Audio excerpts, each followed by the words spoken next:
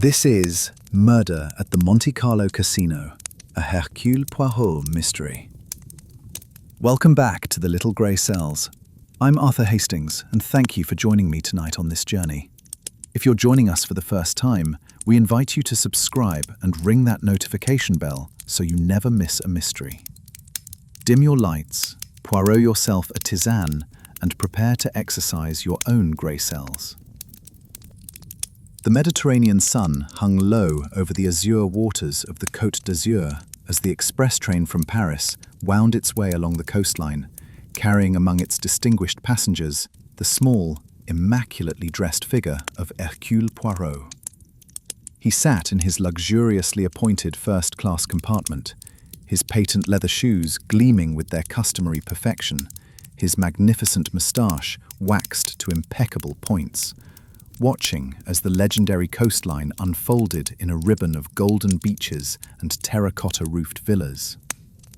It was February of 1936, and while much of Europe shivered under winter's bitter and unrelenting grip, the French Riviera basked in its perpetual promise of warmth and elegance, and pleasures both innocent and otherwise that had made it famous throughout the civilized world. Poirot had not originally intended to visit Monte Carlo during this particular winter season. His plans had been altogether more modest and restful. A quiet fortnight in his comfortable London flat, perhaps some light reading of the detective fiction he secretly enjoyed, certainly some much-needed attention to the state of his suits, which had been shamefully neglected during a particularly demanding case in Scotland. But the urgent telegram that had arrived 3 days prior had changed everything completely and irrevocably. Its cryptic message both intriguing and utterly impossible to ignore for a detective of Poirot's caliber. "Require your immediate presence, Monte Carlo," it had read. "Matter of utmost delicacy concerning death of my husband. Casino Vanier. Room reserved, Hôtel de Paris. Expenses no object. Countess Elena Dobrinsky." The name had stirred something in Poirot's prodigious memory. Countess Elena Dobrinsky, born Elena Hartwell of Philadelphia, heiress to a railroad fortune, who had scandalized American society by marrying the penniless but charming Count Alexei Dobrinsky, a Russian émigré with impeccable aristocratic credentials and a reputation for living beyond his means. The Count had died 3 weeks ago, according to the newspaper reports Poirot had consulted, in what had been ruled a tragic accident, a fall from the balcony of his suite at the Hôtel de Paris, apparently while intoxicated. But if it had been merely an accident, why would the Countess require the services of Hercule Poirot? The train pulled into the Monte Carlo station with a hiss of steam and the metallic screech of brakes, and Poirot gathered his belongings with the precise, economical movements that characterized everything he did. A porter materialized to collect his luggage, 2 matched leather cases, impeccably maintained, and Poirot emerged onto the platform into the golden afternoon light. Monte Carlo spread before him like a jeweled confection, all white stone and gleaming windows, and the famous casino rising above the harbour like a palace from a fairy tale. Poirot had been here before, of course, several times in fact, and he had never been entirely comfortable with the place. There was something about the principality that struck him as fundamentally dishonest. A place dedicated entirely to the proposition that fortune could be won through chance rather than through the exercise of those qualities, industry, intelligence, method, that Poirot held most dear. But there was also beauty here, and elegance, and the particular atmosphere of desperate glamour that attracted the wealthy and the desperate from across the globe. Whatever had happened to Count Dobrinsky, this was certainly an appropriate setting for it. The Hôtel de Paris rose across the square from the famous casino, its Belle Époque facade gleaming in the sunlight. Poirot crossed the plaza, navigating among the expensive automobiles and elegantly dressed pedestrians, and entered the lobby. A vast space of marble columns and crystal chandeliers that spoke of old money and older traditions. "Monsieur Poirot!" The manager appeared almost instantly, his manner suggesting that the detective's arrival had been anticipated with some anxiety. "We are honored by your presence. The Countess de Brinsky has left instructions that you are to be shown to your suite immediately, and that she will receive you in the salon privé at 5 o'clock. "Excellent." Poirot consulted his pocket watch, a gift from a grateful client, its case inscribed with thanks for solving a particularly delicate matter involving a diplomat and a missing necklace. "That allows me time to refresh myself after my journey. This suite, if you please." The suite was everything Poirot could have wished. Spacious, elegant, and, most importantly, clean. He unpacked his cases with methodical care, arranged his toiletries on the bathroom shelf in their proper order, and spent a few minutes attending to the state of his moustache, which had suffered somewhat from the rigors of travel. At precisely 4:45, he descended to the lobby and requested directions to the salon privé. The Countess Elena de Brinsky received him in a private sitting room overlooking the gardens, a space decorated in the latest Art Deco style, with geometric patterns and sleek chrome furnishings. She was a striking woman in her early 40s, with dark hair streaked with silver and large grey eyes that held both intelligence and a profound sadness. She wore black, of course, the mourning dress of a recent widow, but her jewellery was expensive, and her manner suggested that grief had not entirely overwhelmed her practical nature.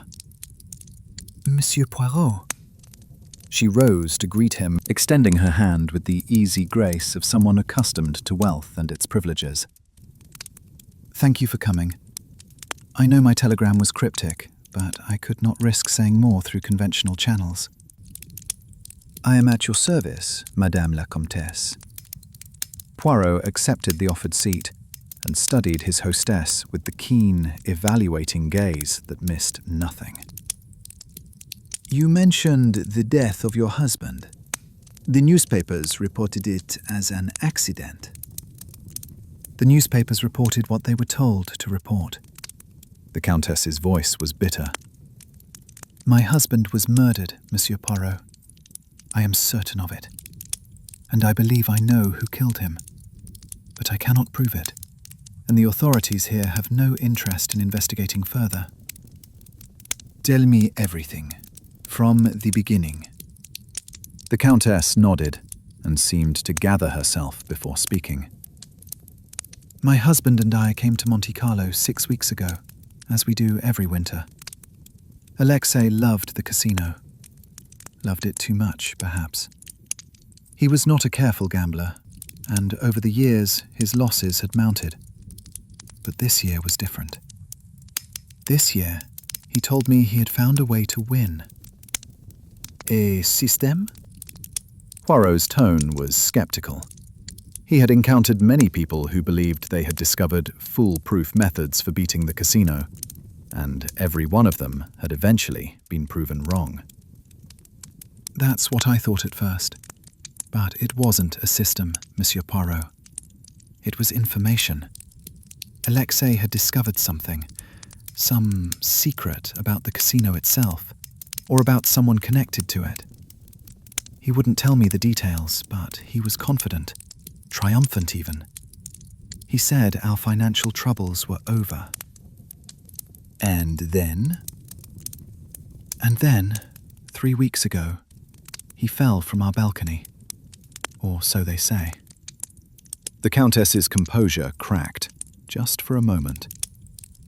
"But I was in the suite that night, Monsieur Poirot. I was asleep in the bedroom, yes, but I would have heard if Alexei had gone out onto the balcony. The doors creak terribly. I had complained about it to the management, and yet I heard nothing. Nothing until the screaming started from below. Poirot's eyes narrowed. You believe someone entered the suite and threw your husband from the balcony? I believe someone drugged me so that I would not wake, entered the suite through some means I have not discovered, and murdered my husband. Then they arranged the scene to suggest he had stumbled over the balcony rail while drunk. She leaned forward, her grey eyes intense. Alexei had been drinking that evening. We had champagne with dinner, but he was not drunk, Monsieur Poirot. I have seen my husband drunk many times, and that night he was perfectly lucid. Whatever killed him, it was not an accidental fall. You said you believe you know who is responsible. I have my suspicions. The Countess hesitated. There is a man, Henri Beaumont, who runs the private gaming rooms at the casino. He and my husband had several intense conversations in the days before Alexei's death. I saw them arguing once, in the corridor outside the Salon Privé. Beaumont looked frightened and angry. I think Alexei's secret, whatever it was, involved Beaumont somehow.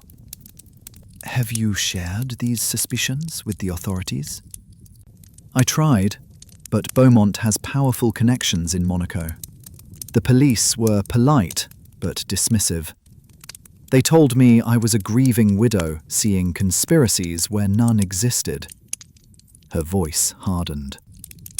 They told me to go home and let my husband rest in peace. But you did not go home. No, I stayed, and I watched, and I waited. And then I sent for you, Monsieur Poirot, because you are the only person I trust to uncover the truth. Poirot was silent for a long moment, his grey cells already beginning to process the information he had received. The case was intriguing. A possible murder disguised as an accident, a secret that might have been worth killing for. A powerful suspect with the means and perhaps the motive to silence a troublesome aristocrat. I will investigate, Madame la Comtesse, he said at last. But I must warn you, the truth, when I discover it, may not be what you expect. It may not even be what you wish to hear. I understand. I want the truth, Monsieur Poirot, whatever it may be. My husband was not a perfect man, but he deserved better than to be murdered and forgotten. Then we are agreed. Poirot rose and straightened his waistcoat with a precise, practiced gesture. I shall begin my investigation immediately. But first, I should like to see the suite where your husband died, and the balcony from which he fell. Chapter 2. The Scene of the Crime. The suite occupied the corner of the hotel's 4th floor, its windows offering a panoramic view of the Mediterranean and the casino gardens below. Poirot stood in the sitting room, his keen eyes cataloguing every detail. The expensive furniture, the half-empty decanters of spirits on the sideboard, the newspapers and correspondence scattered across a writing desk, the pair of French doors that led to the fatal balcony. Nothing has been moved since that night? He asked.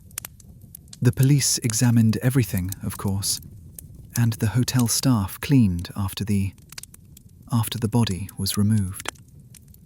The Countess stood near the door, clearly reluctant to enter fully into the space where her husband had died. But I asked them to leave everything else as it was. I had a feeling that someday someone would need to see it. Poirot nodded and moved toward the French doors.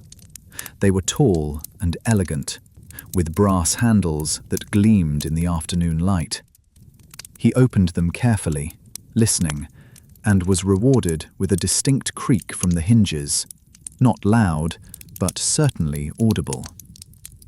"You are correct, madame. These doors would wake a light sleeper." He stepped onto the balcony and examined the railing. It was wrought iron, ornate but sturdy, reaching approximately to his chest. "Your husband, he was a tall man?" "Yes, nearly 6 feet. Then it would be difficult for him to fall over this railing by accident, even if intoxicated. He would have had to climb onto something or lean very far over." Poirot looked down at the gardens below, calculating the distance. "The fall would have been perhaps 40 feet? 42, the police measured. And the body, where was it found precisely?" "On the flagstones near the fountain. The garden was empty at that hour. It was past midnight, so no one saw him fall." Poirot filed this information away and returned to the suite, closing the French doors behind him. He moved next to the writing desk, examining the papers scattered across its surface.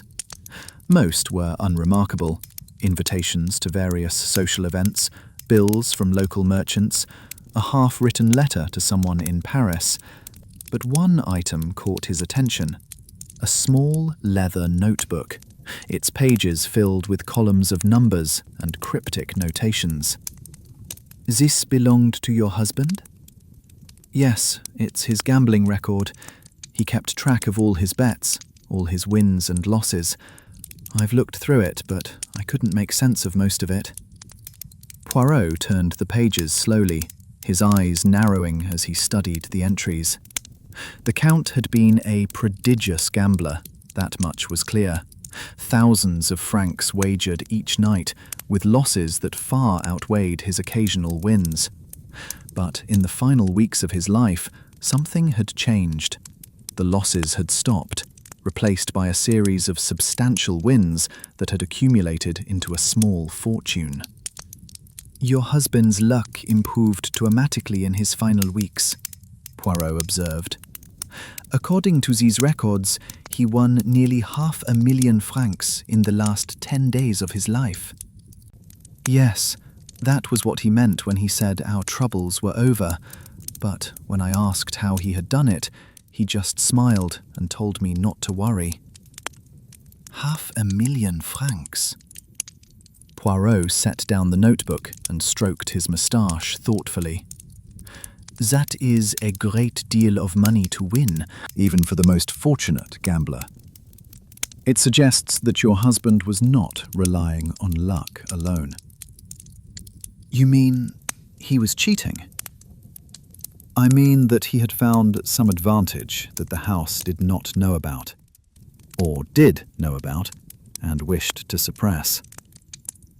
Poirot's eyes gleamed with intellectual interest. "If your husband discovered something that allowed him to beat the casino consistently, there are many people who might have wished to silence him. The casino itself has powerful interests to protect. And Henri Beaumont manages the private gaming rooms." "Precisely." Poirot moved to the bedroom door and opened it, surveying the space beyond. It was elegantly appointed, with a large canopied bed, a dressing table, and another set of French doors, leading to a smaller section of the balcony. "You were sleeping here on the night of your husband's death?" "Yes, I went to bed around 11. Alexei said he wanted to stay up and read for a while." "And you heard nothing? No voices? No sounds of struggle?" "Nothing. I slept straight through until the commotion woke me. The screaming from below, the staff running about. By the time I understood what had happened, Alexei was—" She could not finish the sentence. Poirot examined the bedroom with the same meticulous attention he had given the sitting room. The dressing table held various feminine accoutrements: perfume bottles, a jewelry case, a silver-backed hairbrush. But there was also a crystal carafe of water and a glass, half empty, that stood on the bedside table. This water, it was who that night? Yes, I always keep water by the bed. I'm often thirsty in the night. And you drank from it before sleeping? Yes, I believe I did. A few sips. The Countess's face went pale as understanding dawned. You think someone put something in the water? I think it is possible.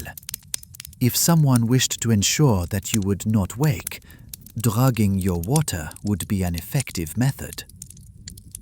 Poirot examined the carafe, but it was clearly empty now.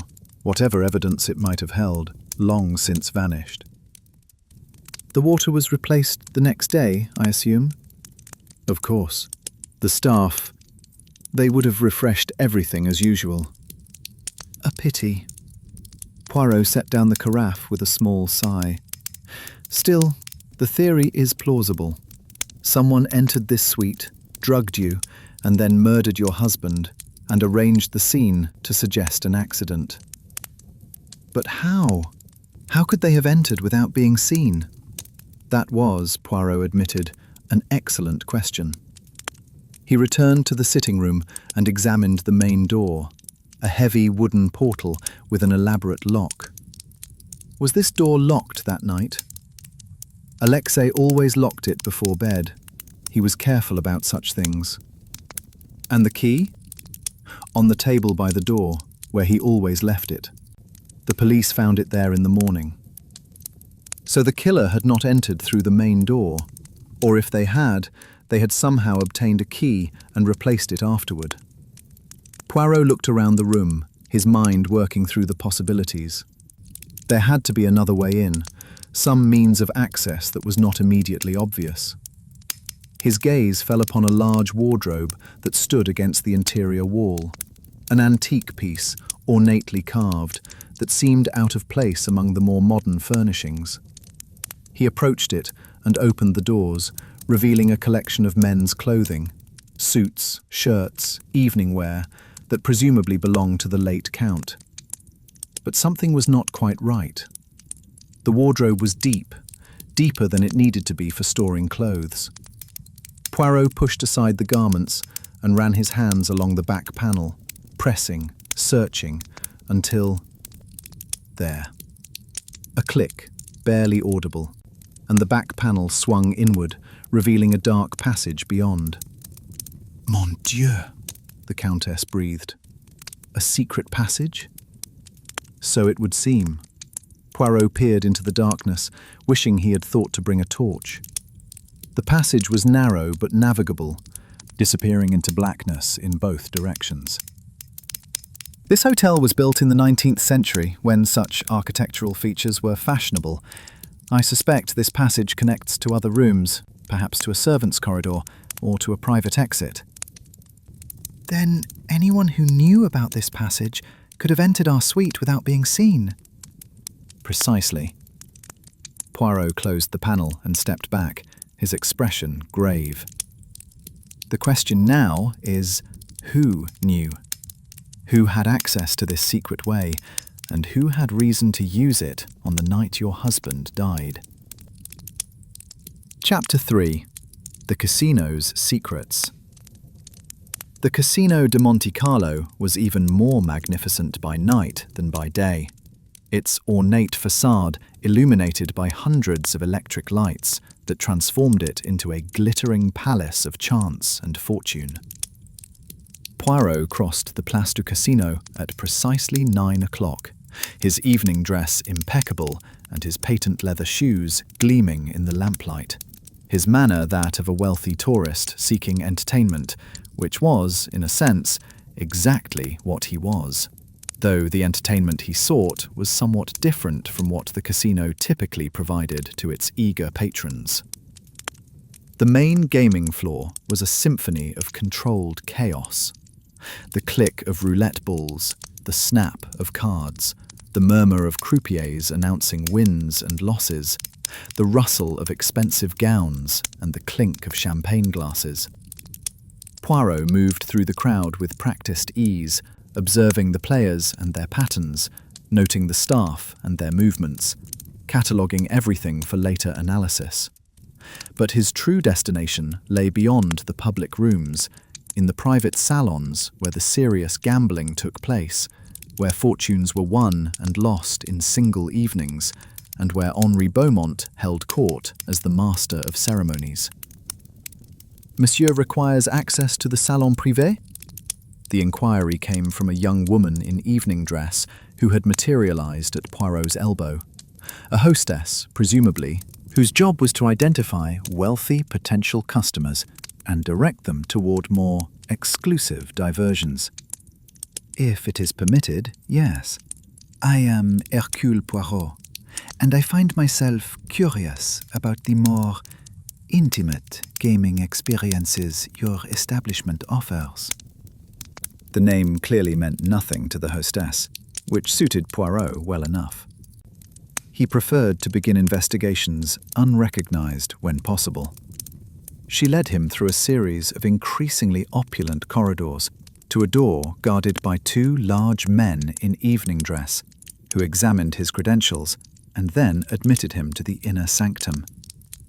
The salon privé was smaller than the public rooms, but far more exclusive. Its walls lined with silk damask, its tables attended by croupiers in formal attire, who moved with the precision of well-trained servants. Perhaps 24 people were present. Aristocrats, industrialists, the occasional celebrity, all engaged in the serious business of risking serious money. And there, presiding over everything with the watchful eye of a hawk, was Henri Beaumont. Poirot recognized him immediately from the description the Countess had provided.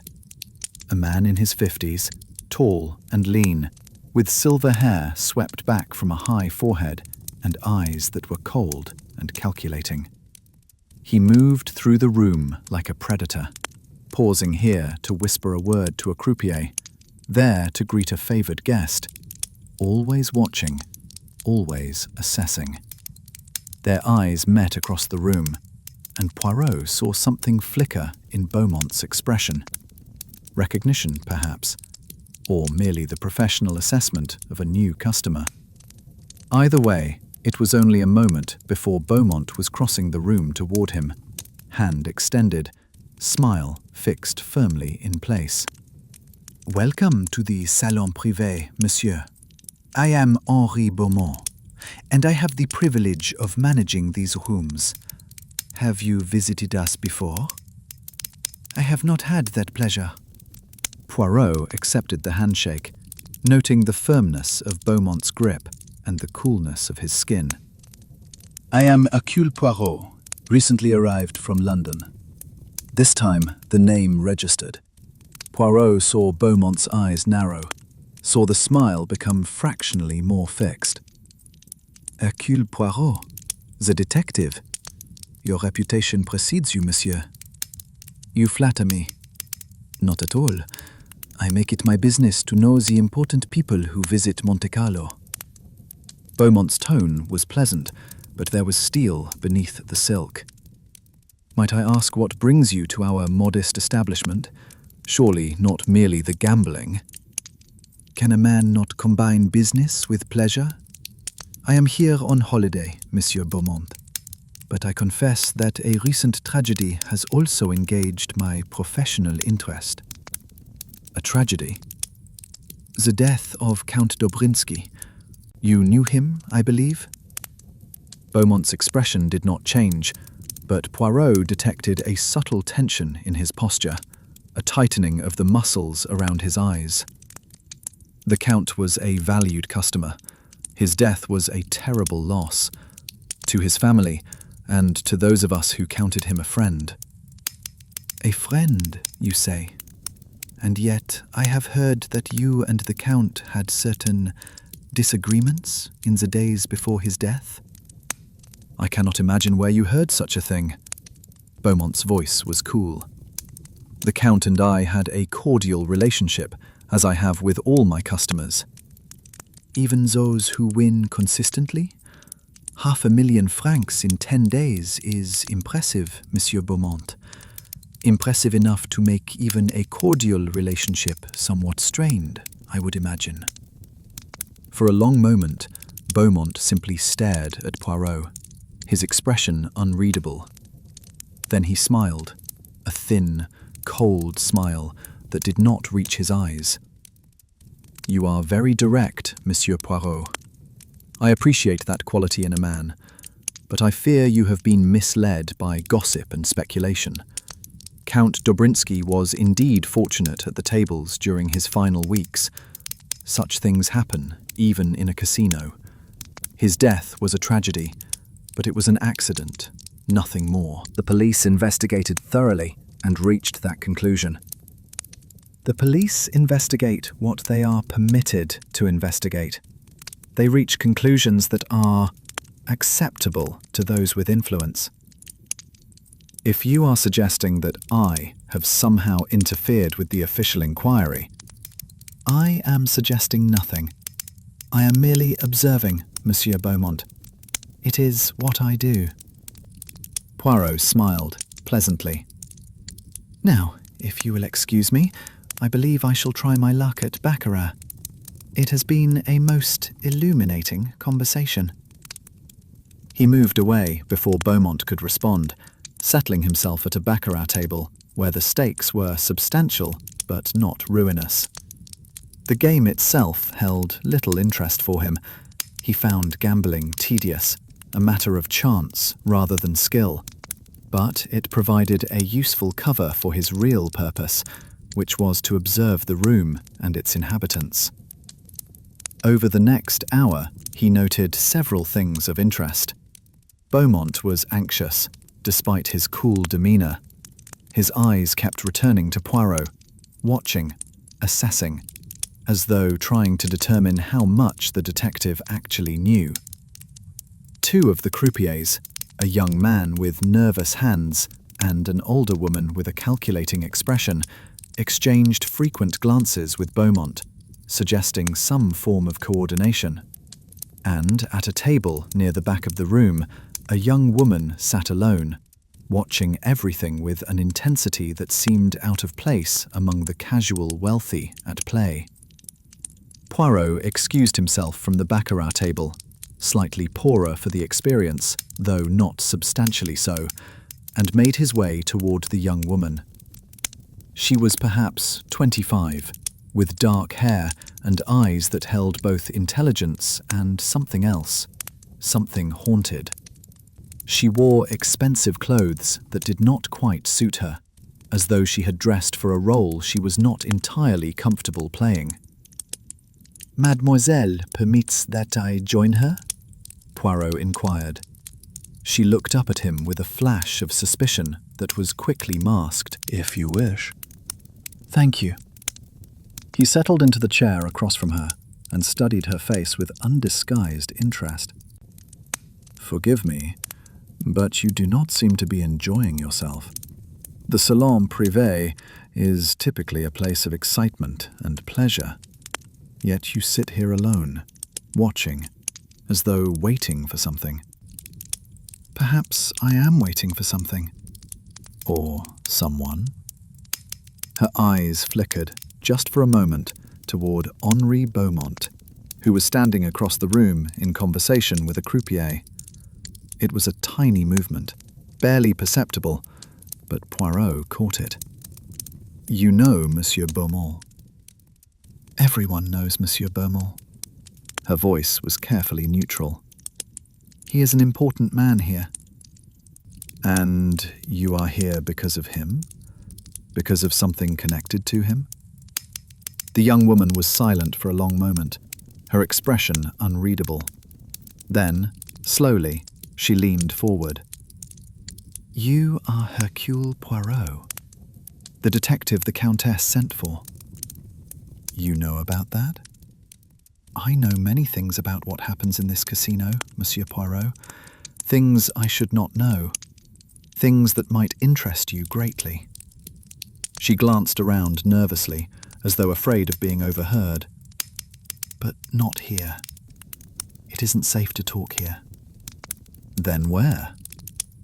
The gardens behind the casino. Tomorrow afternoon, 3 o'clock. There is a bench near the rose garden, secluded from the main paths.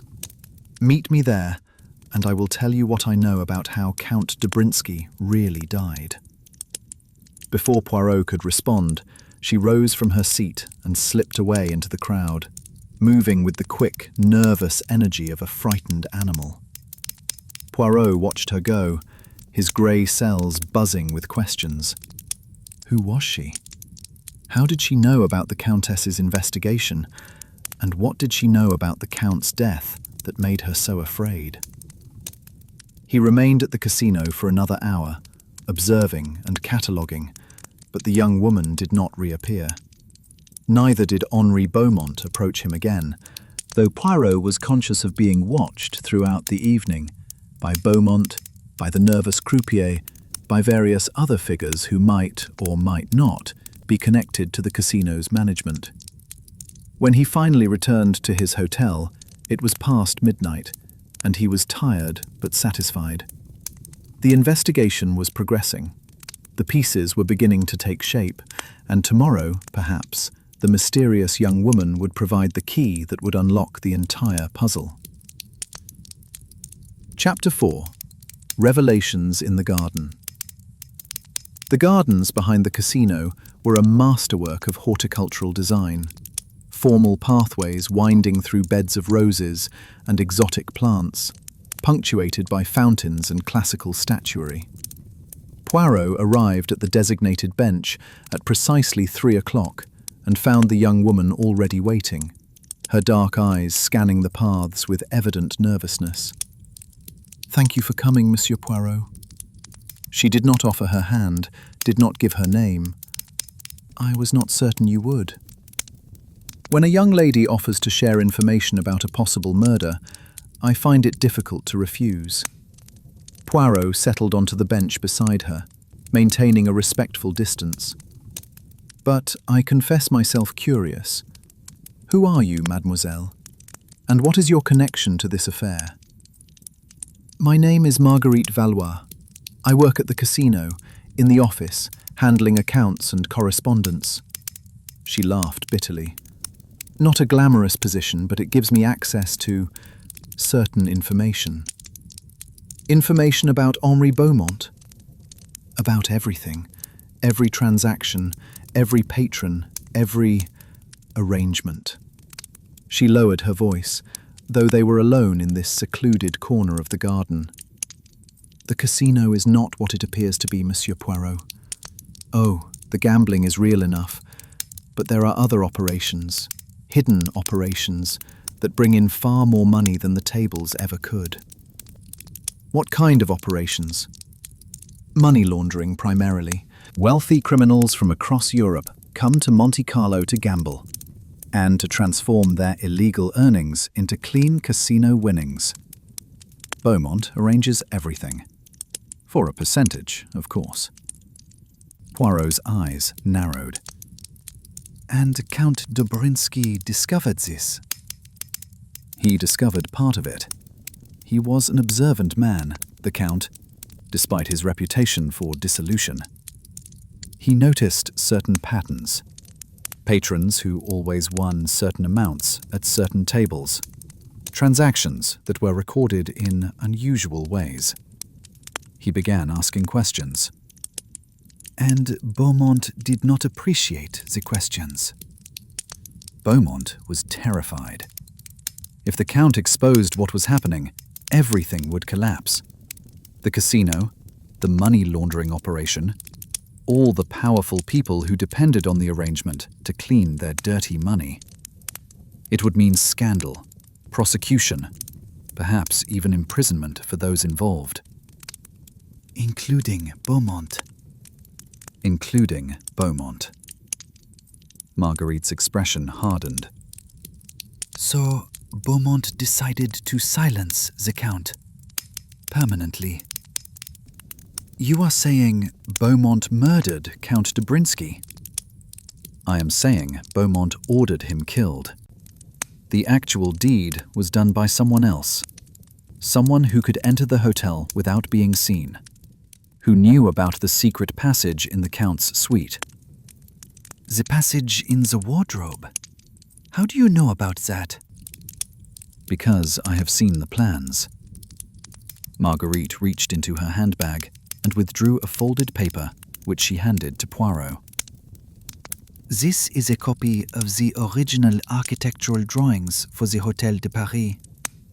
They show all the hidden passages and servants' corridors that were built into the original structure.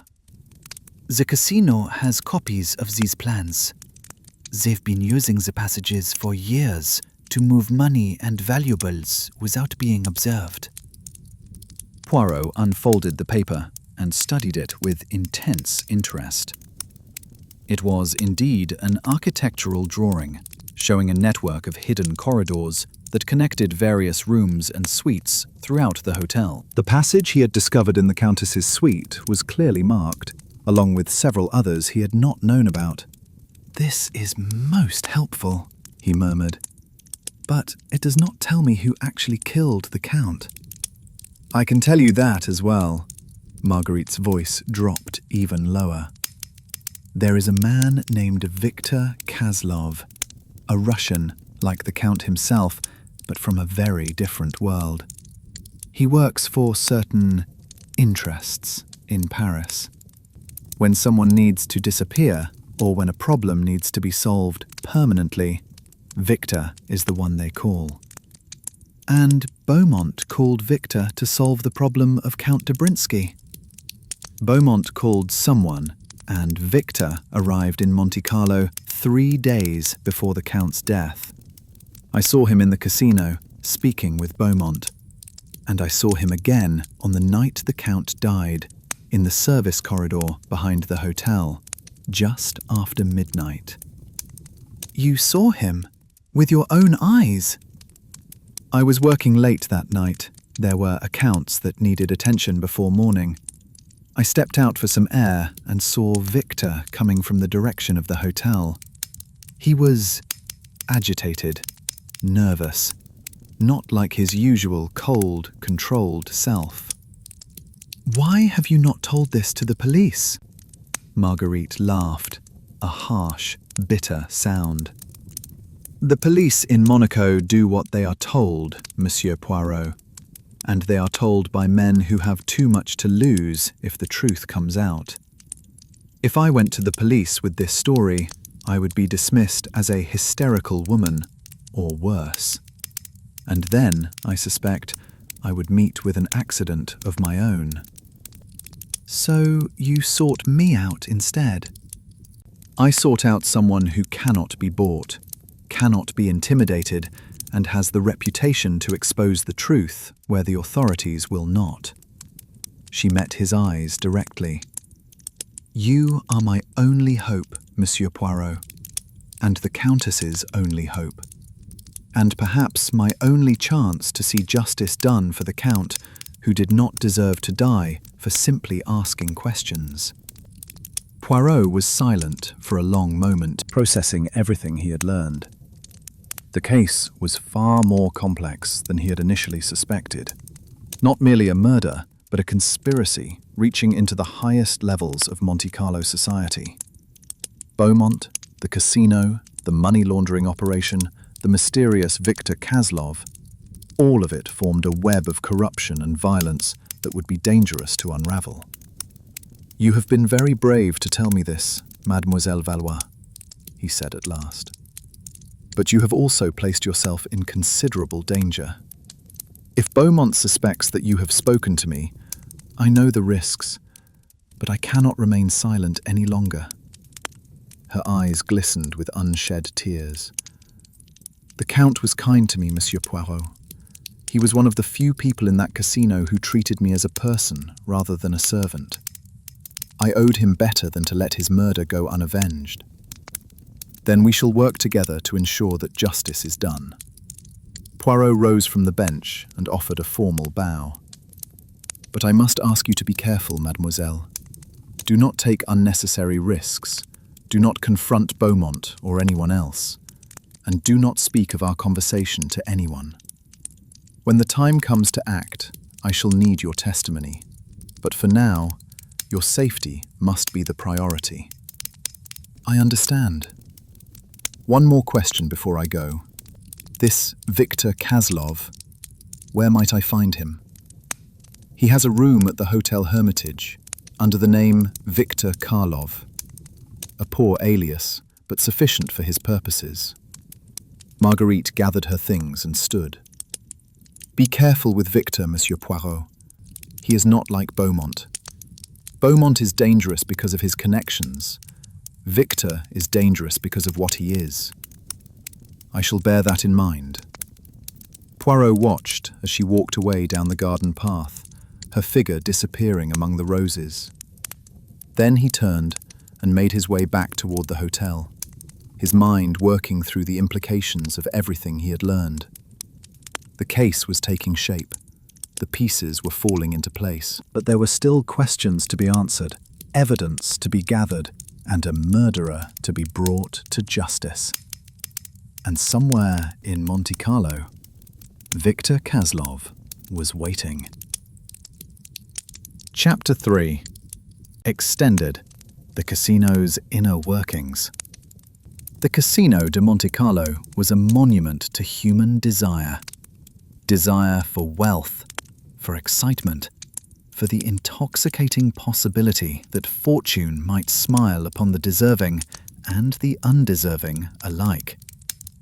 Poirot had visited many such establishments during his long career, from the elegant gaming houses of Paris to the rougher establishments that flourished in the back streets of every major city. And he had developed a deep appreciation for the psychology of gambling. Not as a participant, for he found the reliance on chance distasteful, but as an observer of human nature in one of its most revealing states. The main gaming floor of the Monte Carlo casino was arranged according to principles that had been refined over centuries. The roulette tables occupied the center of the room, their green felt surfaces gleaming under the chandeliers, their brass and mahogany fittings polished to a mirror shine. Around them circled the devotees of chance, men and women of all ages and nationalities, their faces fixed with expressions of hope or desperation, or the peculiar blankness of those who had gambled so long that all emotion had been drained away. The baccarat tables occupied a separate section, their play more deliberate, their stakes higher, their clientele more selective. Here, the wealthy and the would-be wealthy gathered to test their nerves against each other and against the house, their fortunes rising and falling with each turn of the cards. Poirot noticed that several of the players wore expressions of strain, the look of those who had wagered more than they could afford to lose and were now committed to a course from which there was no retreat. And everywhere, like silent sentinels, the staff of the casino moved through the crowd, croupiers and dealers and floor managers, and the endless stream of hostesses and servers who kept the patrons comfortable and compliant. They were professionals, these people, trained to observe everything and reveal nothing, to smile and serve and silently calculate the odds of every situation. It was a world unto itself, the casino, a world with its own rules and customs, its own hierarchies and alliances, its own secrets that outsiders were never meant to discover. Count Dobrinsky had discovered some of those secrets, and he had paid for that discovery with his life. The evening wore on, and Poirot continued his methodical observation of the casino's operations. He noted which staff members seemed to defer to Henri Beaumont, which patrons received special treatment, which areas of the floor were off-limits to ordinary guests. He catalogued the security arrangements, the discreet guards stationed at strategic points, the cameras concealed in ornate fixtures, the system of signals by which staff communicated warnings about troublesome patrons. It was a formidable operation, one that had clearly been designed by professionals who understood both the business of gambling and the darker arts of surveillance and control. Whatever secrets the casino held, they would not be easily uncovered. But Hercule Poirot had never been deterred by difficulty. He had solved cases that had baffled the greatest detectives in Europe, had unraveled conspiracies that spanned continents, had brought justice to criminals who had thought themselves untouchable. The casino might be formidable, but so was the little Belgian detective with the magnificent moustache. Chapter 5. Extended.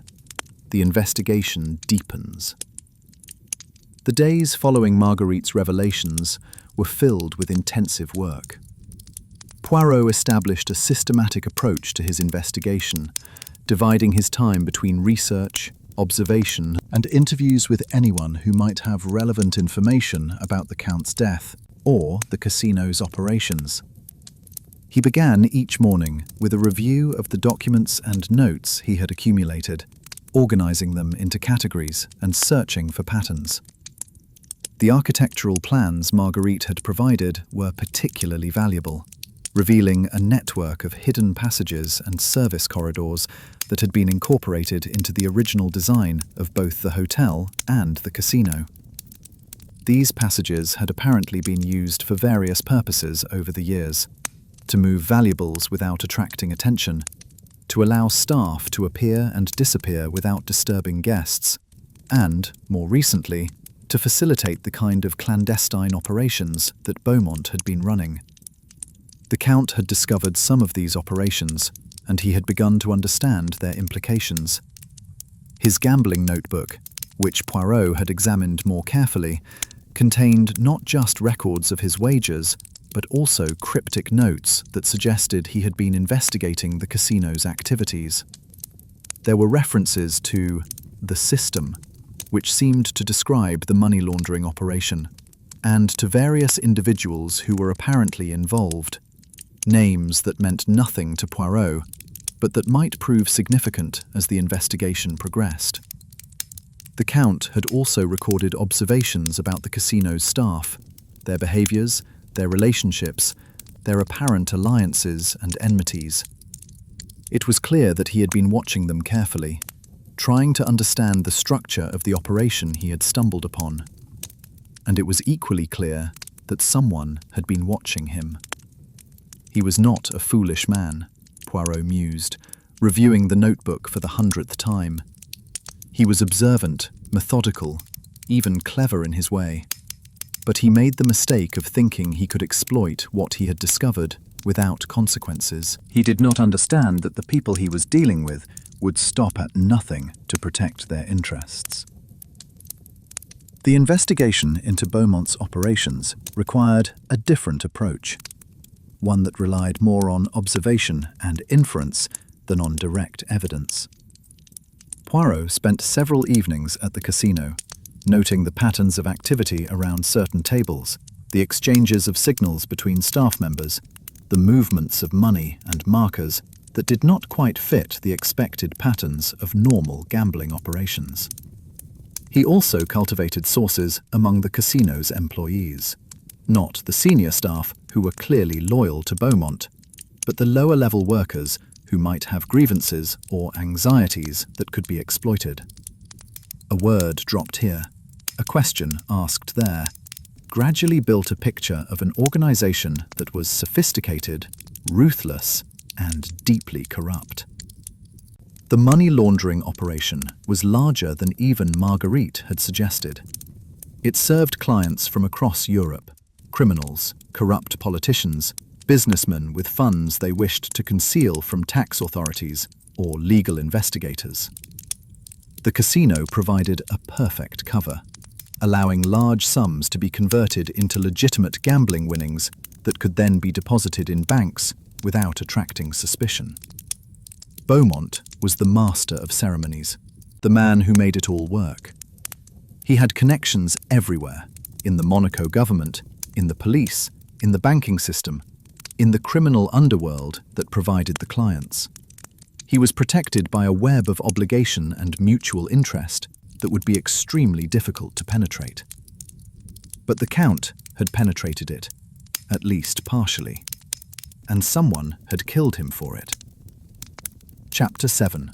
Extended: Shadows and Revelations. The investigation into the Countess's past proved to be a journey through a landscape of wealth, privilege, and tragedy that had shaped her into the woman she had become. Eleanor Hartwell had been born into one of America's wealthiest families, raised in a world of mansions and servants, and the absolute expectation that she would marry well and produce heirs to continue the family dynasty. But Elena had been different from the other daughters of wealth. She had been intelligent, ambitious, and unwilling to accept the passive role that society assigned to women of her class. She had studied at Bryn Mawr, travelled extensively in Europe, and cultivated a circle of artistic and intellectual friends who were considered somewhat scandalous by her family's conservative standards. Her first romantic entanglement, with James Wellington, a young artist she had met in Paris, had ended badly, as Poirot had discovered. James had been found dead in his studio, an apparent suicide by morphine overdose, and the circumstances had been suspicious enough to attract police attention. But the Hartwell family's influence had ensured that the investigation was brief and inconclusive, and Elena had escaped with her reputation intact. Her second attachment, to Robert Sterling, a journalist who had been investigating corruption in the railroad industry, had ended even more mysteriously. Robert had disappeared completely, leaving behind only a note claiming he was travelling abroad. His body had never been found, and the case had remained unsolved. Both incidents had occurred before Elena's marriage to Count Dobrinsky. Both had involved men who were, in some way, inconvenient to her ambitions or dangerous to her secrets. And both had ended with those men dead or vanished. It was a disturbing pattern, one that suggested a woman capable of extreme measures when her interests were threatened. But was it proof of murder, or merely coincidence, the kind of tragic coincidence that sometimes befell people who lived dramatic lives? Poirot examined the evidence carefully, searching for any concrete connection between Elena and the deaths of her former lovers. But the decades that had passed had obscured many details, and the Hartwell family's influence had ensured that records were incomplete or inaccessible. What remained was circumstantial, a pattern of behaviour, a series of suspicious deaths, a woman who seemed to leave tragedy in her wake. It was not enough for a conviction, but it was enough to raise serious questions about the Countess's character and her capacity for violence. Chapter 9. Extended: The Unravelling. The confrontation in the Salon Privé marked the climax of Poirot's investigation, but the aftermath required careful management. The French authorities had to be briefed, evidence had to be preserved, witnesses had to be interviewed. It was a complex process that would take weeks to complete, but the essential work, the identification of the killer and the establishment of her guilt, had been accomplished. The Countess was transferred to French custody and charged with the murder of her husband. Her trial, which took place several months later in Paris, attracted enormous attention from the press and the public. The details of the case, the hidden passages, the professional assassin, the elaborate schemes for vengeance and misdirection seemed designed for sensational headlines, and the newspapers made the most of them. The defense argued that the Countess had acted in self-defense, that years of financial abuse and emotional manipulation by her husband had pushed her to the breaking point. They produced witnesses who testified to the Count's gambling addiction, his cruel treatment of his wife, his threats and his failures. They painted a picture of a woman driven to desperate measures by circumstances beyond her control. But the prosecution had Poirot's testimony, and his methodical reconstruction of the crime proved devastating. He described how the Countess had planned the murder, how she had timed it to coincide with the arrival of the professional assassin, how she had used chloroform to incapacitate her husband before strangling him and throwing his body from the balcony. It was a calculated, premeditated act of violence, not a desperate response to imminent threat.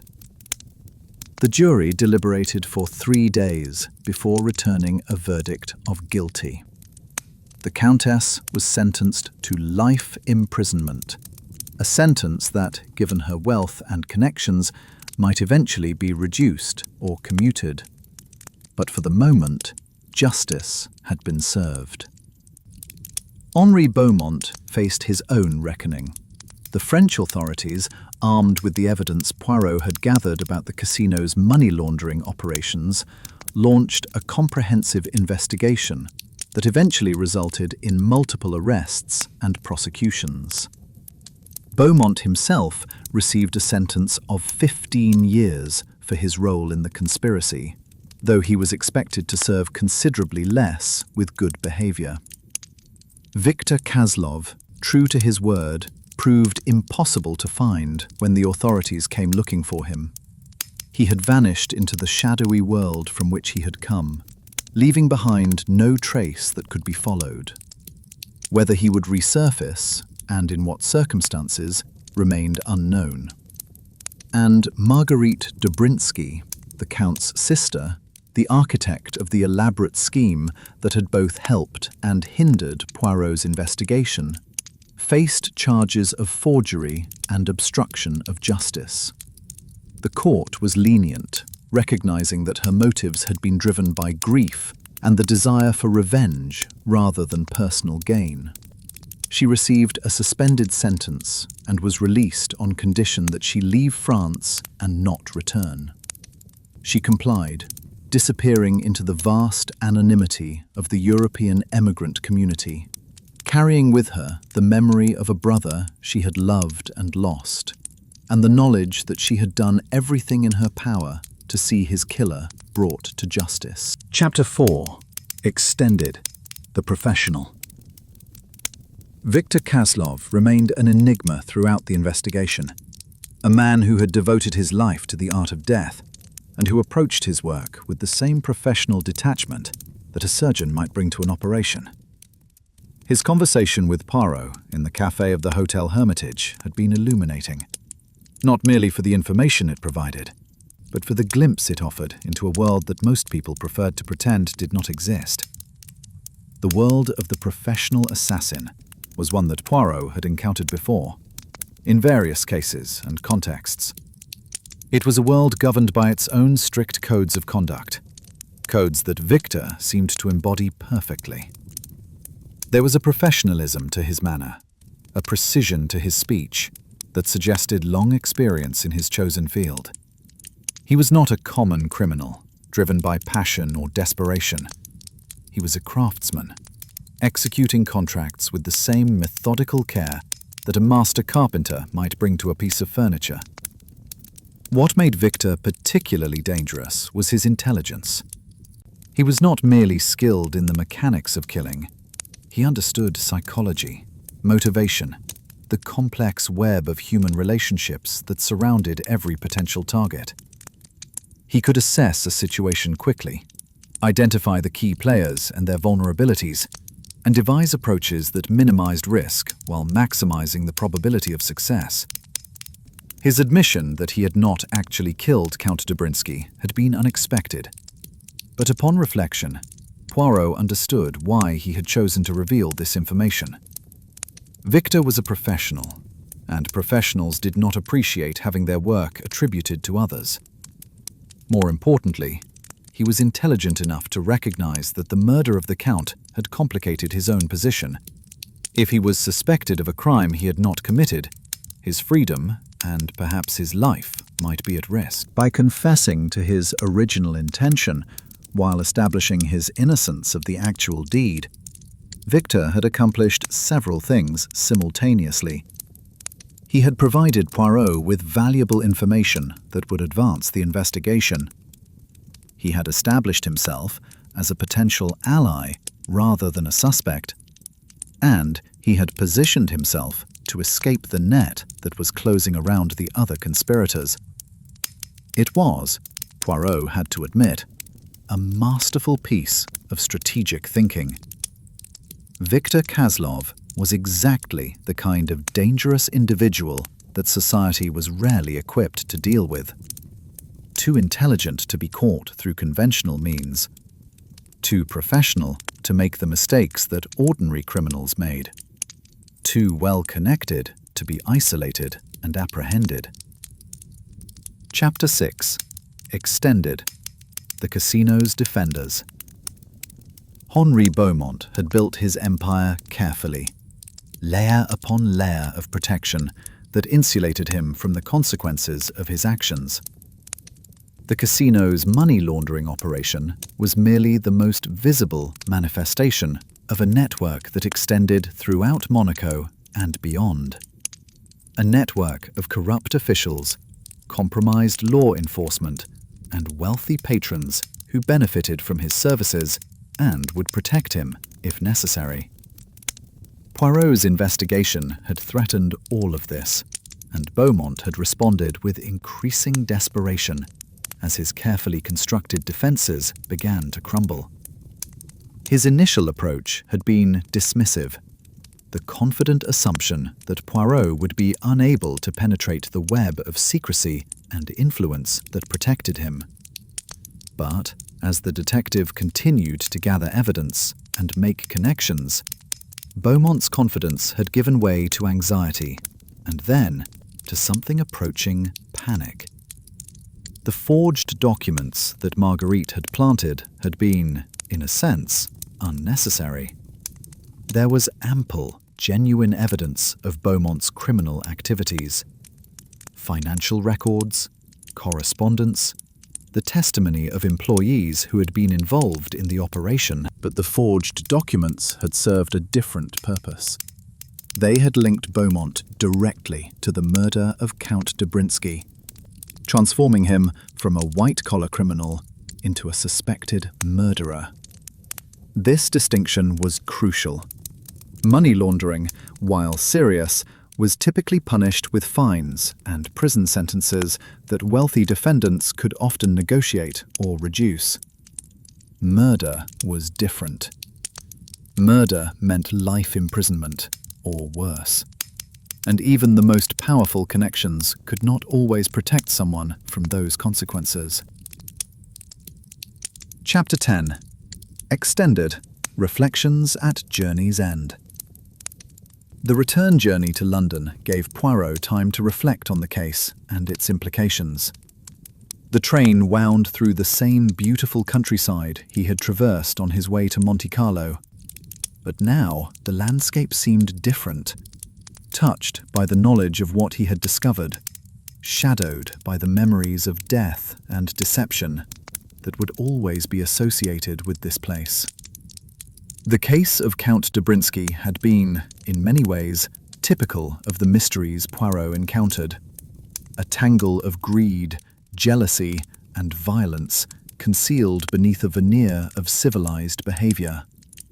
But it had also been unique in its complexity, its multiple layers of conspiracy and counter-conspiracy, its cast of characters who had each been pursuing their own agendas while believing themselves to be the protagonists of their own stories. The Countess had killed her husband to escape a marriage that had become intolerable. Beaumont had hired an assassin to protect his criminal empire. Victor had come to Monte Carlo to commit a murder that someone else had already committed. Marguerite had orchestrated an elaborate scheme to avenge her brother while destroying those she blamed for his suffering. Each of them had been pursuing what they believed to be justice or necessity, and each of them had been prepared to sacrifice others in pursuit of their goals. It was, Poirot thought, a perfect illustration of the way that self-interest could corrupt even the most intelligent and capable individuals. None of the principals in this case had been stupid or evil in any simple sense. They had been motivated by comprehensible desires for security, for revenge, for freedom from intolerable circumstances. But in pursuing those desires, they had each become something less than fully human, willing to treat others as obstacles to be removed, rather than as fellow beings deserving of respect and consideration. The train pulled into Victoria Station as the evening fog was settling over London like a grey woolen blanket, wrapping the city in its familiar embrace. Poirot gathered his belongings with the same meticulous care he applied to everything, and stepped onto the platform, breathing in the familiar smells of smoke and rain, and the peculiar mixture of odours that characterized the great city he had made his home. He was home at last, back in the ordered world he had created for himself, far from the glamour and corruption of Monte Carlo, with its glittering casinos and hidden crimes.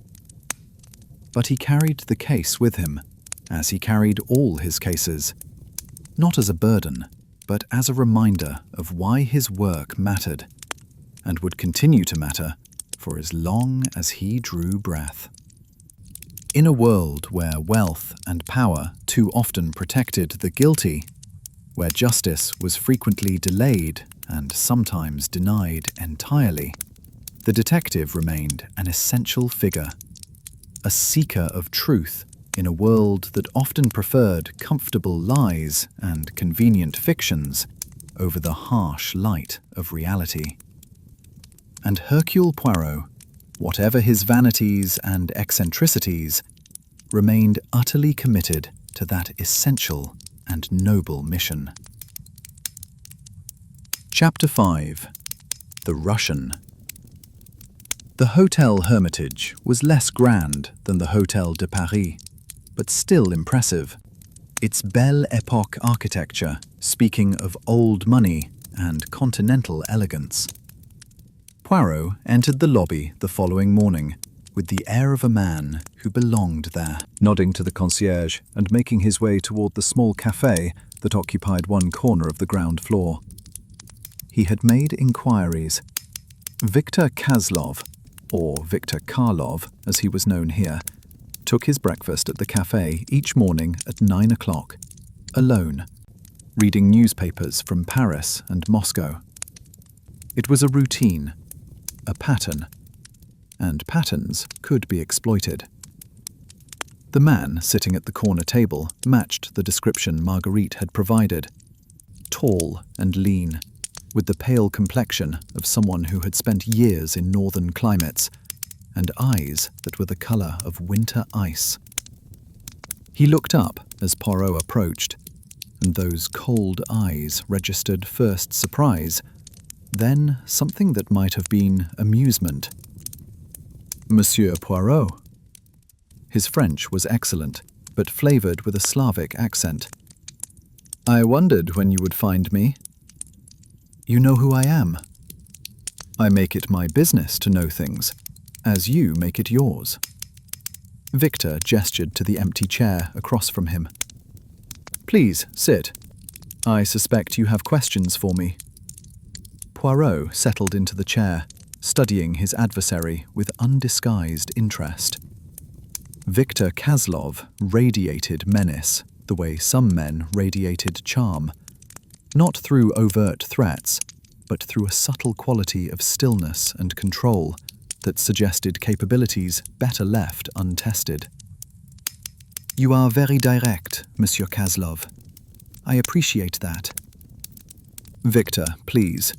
And I have learned that directness saves time, something that men in my profession often have little of. He sipped his coffee, his eyes never leaving Poirot's face. You are here about Count Dobrinsky. I am here to discover the truth about his death. The truth, Victor smiled thinly. That is a commodity in short supply in Monte Carlo. What truth, specifically, are you seeking? I am seeking to know who killed the Count, and why. And you believe I have the answers? I believe you were in Monte Carlo on the night he died. I believe you met with Henri Beaumont several times in the days leading up to his death. And I believe you were seen leaving the vicinity of the Hôtel de Paris shortly after midnight, on the very night the Count supposedly fell from his balcony. Victor's expression did not change, but something flickered in his ice-pale eyes. A calculation, perhaps, or merely acknowledgement of a worthy opponent. You have been busy, Monsieur Poirot. Your sources are well informed. I have excellent sources. Clearly. Victor set down his coffee cup and leaned back in his chair, regarding Poirot with what appeared to be genuine interest. So, you believe I killed Count Dobrinsky. I believe you were involved in his death. Whether you were the actual killer or merely an instrument remains to be determined. An instrument? Victor laughed, a cold, humorless sound. That is apt. I have been many things in my life, Monsieur Poirot, but I have always been, at heart, an instrument. A tool to be used by those with the will and the means to employ me. And who employed you to kill the Count? Ah, now we come to the interesting question. Victor leaned forward, lowering his voice. I will tell you something, Monsieur Poirot. Because I respect your abilities, and because, frankly, it amuses me to do so. Yes, I was hired to deal with Count Dobrinsky. Yes, I came to Monte Carlo for that purpose. And yes, I was at the Hôtel de Paris on the night of his death. Then you admit, but I did not kill him. Poirot blinked. Whatever he had expected, it was not this. You did not kill him? I did not. I entered his suite through the passage. You have discovered the passage, I assume, with the intention of resolving the problem he posed. But when I arrived, the Count was already dead. Already dead? How? He was lying on the balcony, near the railing. At first, I thought he had simply fallen.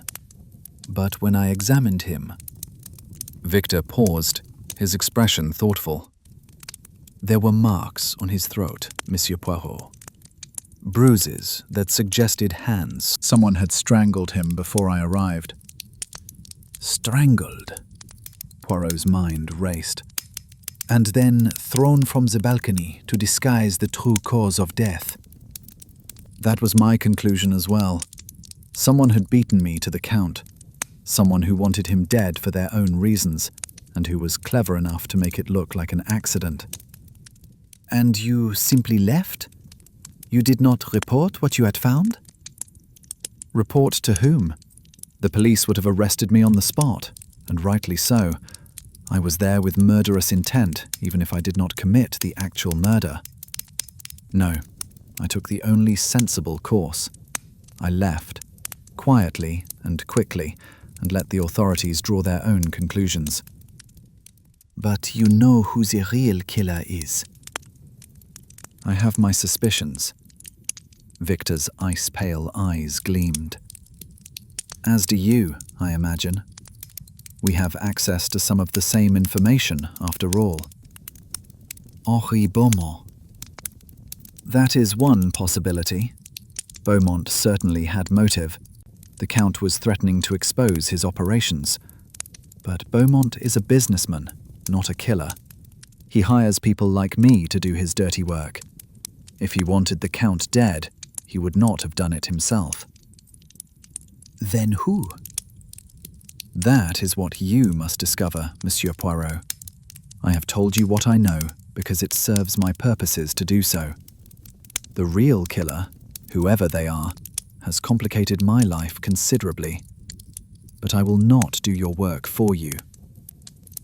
Victor rose from his chair and dropped some bills on the table. "A word of advice. Do not trust anyone in Monte Carlo. Not the police, not the casino, not even the grieving widow. Everyone here has secrets, and everyone has their price."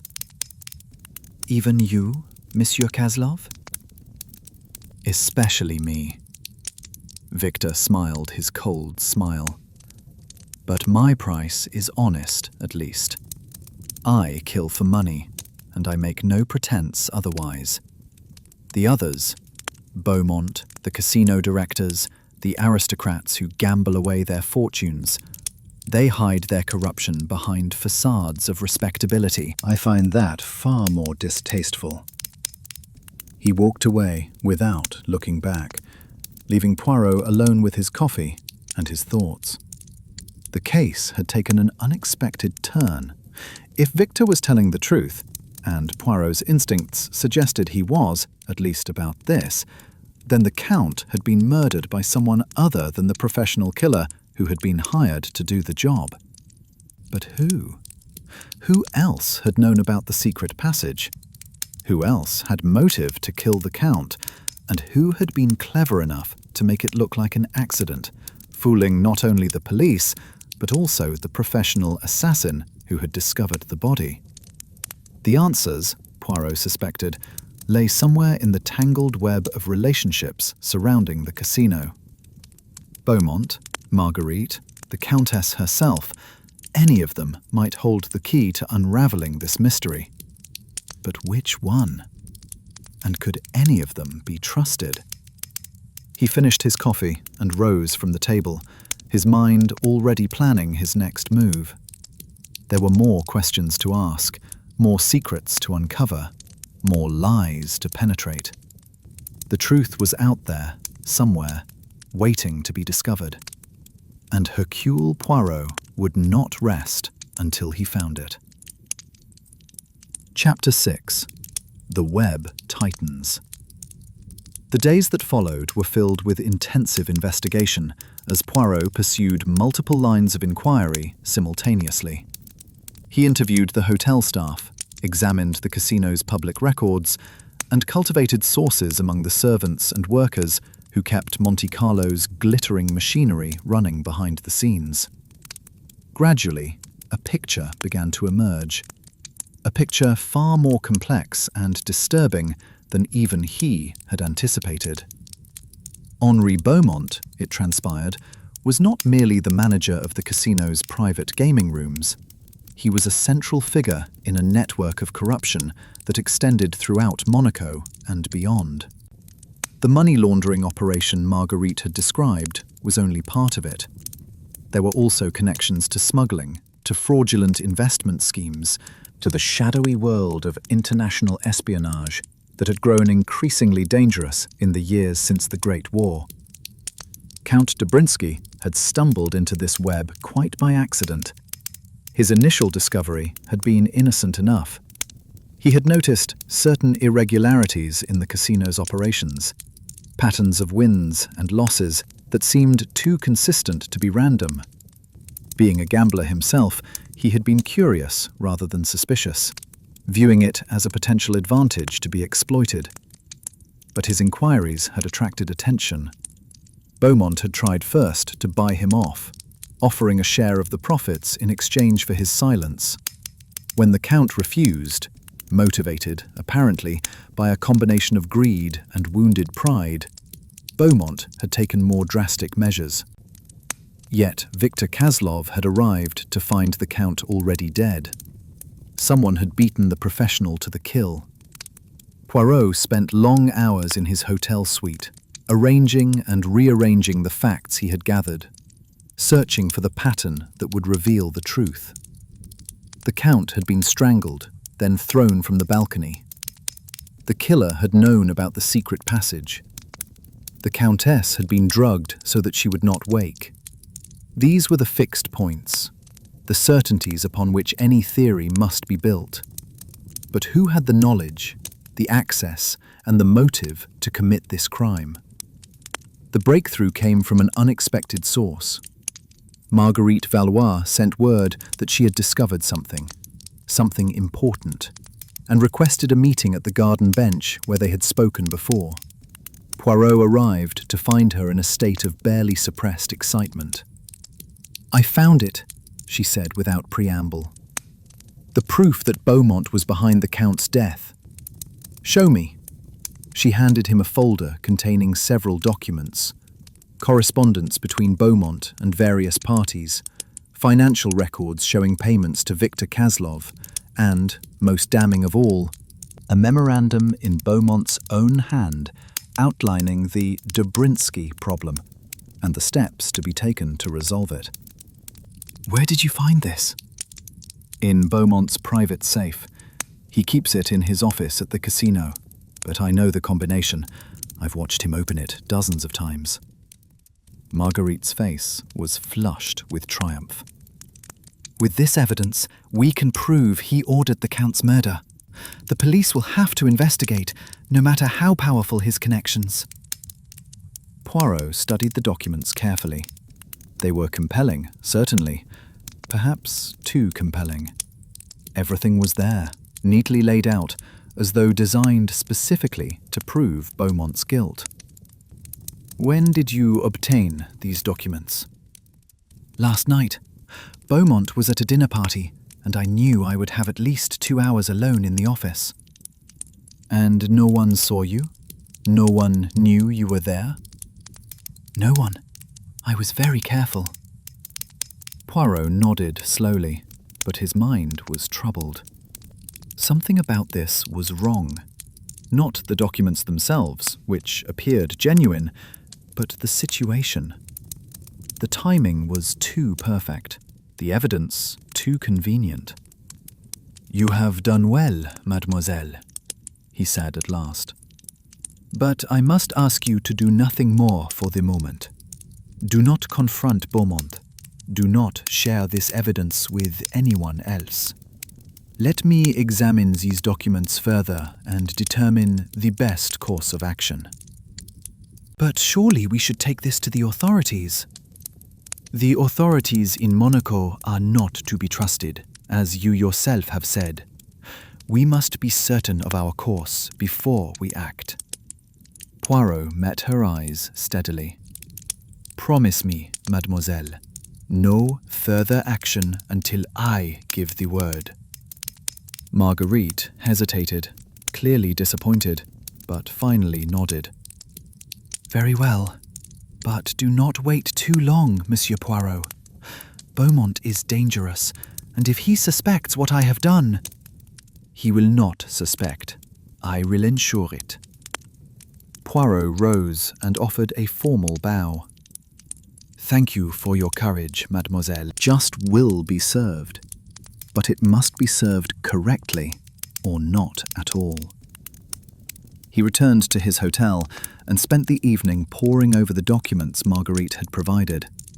They were damning, certainly, but something continued to trouble him, some detail that did not quite fit the pattern he had constructed. It was near midnight when the realization struck him. The memorandum outlining the Dobrinsky problem was dated 2 weeks before the Count's death, before Victor Caslov had been hired, before the plan to kill the Count had been put into motion. But the memorandum spoke of the plan as though it had already been conceived and approved.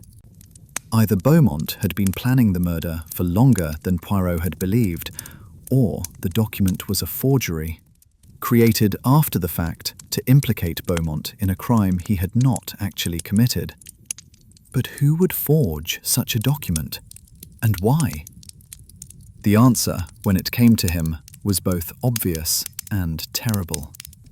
The person who had the most to gain from Beaumont's arrest was the same person who had led Poirot to Beaumont in the first place.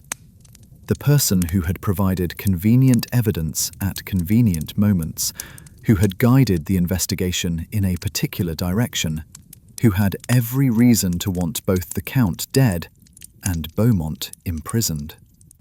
Marguerite Valois. or rather, the person Marguerite Valois was working for. Poirot sat in the darkness of his hotel room, his grey cells working furiously. He had been manipulated from the beginning, led by the nose toward a predetermined conclusion, provided with evidence that had been carefully prepared for him to find. Someone had orchestrated this entire affair, using Poirot's own investigative abilities as a weapon against their enemies. But who and why? The answer, he suspected, lay with the one person he had not yet fully investigated. The one person whose grief had seemed so genuine, whose motives had seemed so pure. The Countess Elena Dobrinsky. Chapter 7. Masks and Mirrors. The investigation into Countess Elena Dobrinsky revealed a woman far more complex than the grieving widow she had presented to the world.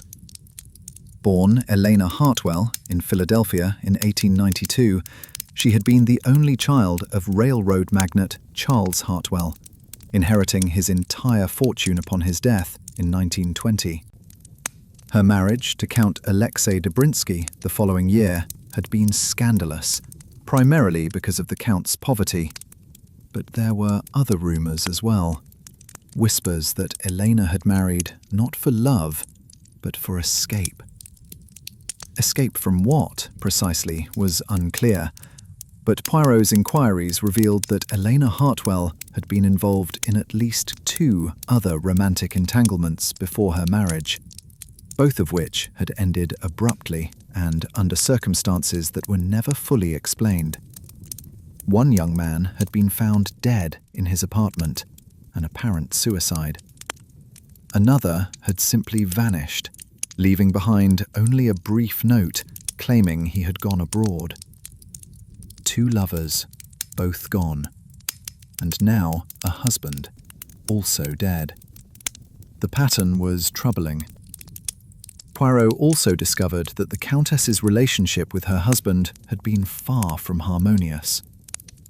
Multiple sources confirmed that the Count and Countess had argued frequently, especially in the months leading up to his death. The subject of these arguments was usually money, the Count's gambling specifically, which had consumed much of the fortune Elena had brought to the marriage. "She threatened to cut him off," one hotel employee confided. "I heard them myself, through the door. She said if he didn't stop gambling, she would divorce him and leave him with nothing." "When was this?" "About a week before he died, maybe less." A week before his death, the Countess had threatened to divorce her husband. 3 weeks later, she was summoning Hercule Poirot to investigate his murder. But what if there had been no murder? At least, not the murder she had described. What if the Countess herself had killed her husband and then constructed an elaborate deception to cover her tracks? The theory was elegant, but it required proof. Poirot returned to the hotel and requested a second interview with the Countess, claiming he had new information to share. She received him in the same salon where they had first met, her morning dress as immaculate as before, her grey eyes still holding that mixture of intelligence and sadness that had initially won his sympathy. "Monsieur Poirot, you have discovered something?" "I have discovered many things, Madame la Comtesse. Some of them troubling." "Troubling? In what way?" "I have discovered that your marriage was not the happy union you initially described. I have discovered that you threatened to divorce your husband shortly before his death.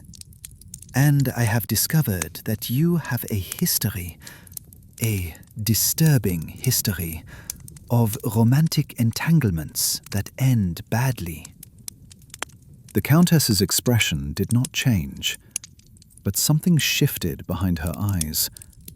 A wariness, perhaps, or merely recognition that the game had entered a new phase. "You have been thorough, Monsieur Poirot. I expected nothing less." Then you do not deny these things? I do not deny that my marriage was troubled. Alexei was a charming man, but he was also weak, addicted to gambling, incapable of financial responsibility, utterly dependent on my money to maintain his lifestyle. I did threaten to divorce him, and I would have done so eventually. But I did not kill him. And your previous lovers? The young man who committed suicide? The one who vanished without a trace?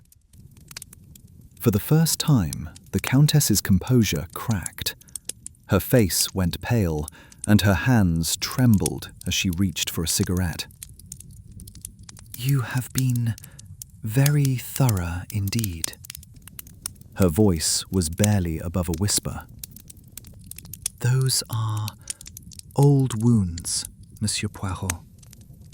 Wounds I had hoped were forgotten. Murder is never forgotten, Madame. It leaves traces, traces that can be followed, even decades later. I did not murder anyone. The Countess lit her cigarette with shaking hands. James killed himself because he was unstable. He had a history of melancholia that I did not discover until it was too late.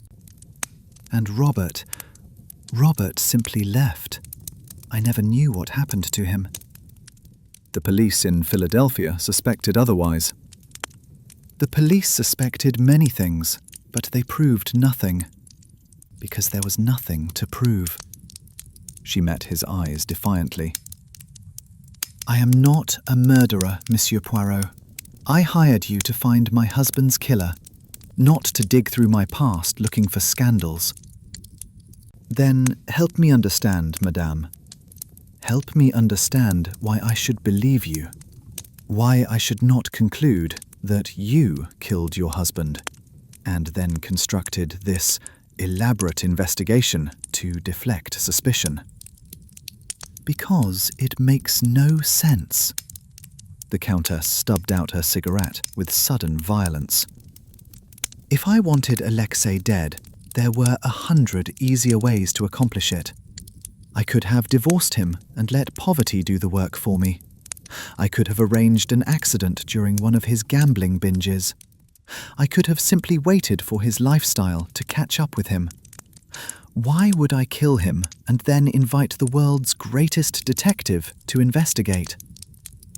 It was a fair point, and Poirot had to admit he had no good answer. If the Countess had killed her husband, summoning Hercule Poirot was the worst possible move she could have made.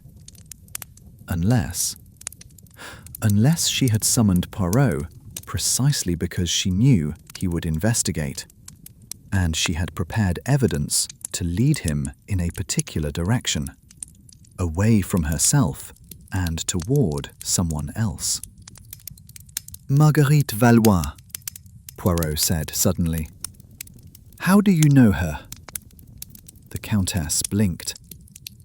Who?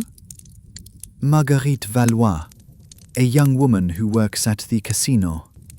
She has been providing me with information about Henri Beaumont and his operations.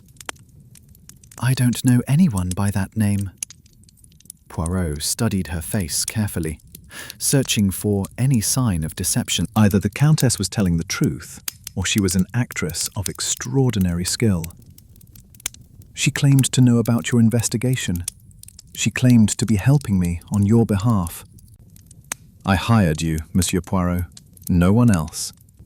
If this woman is claiming to work for me, she is lying.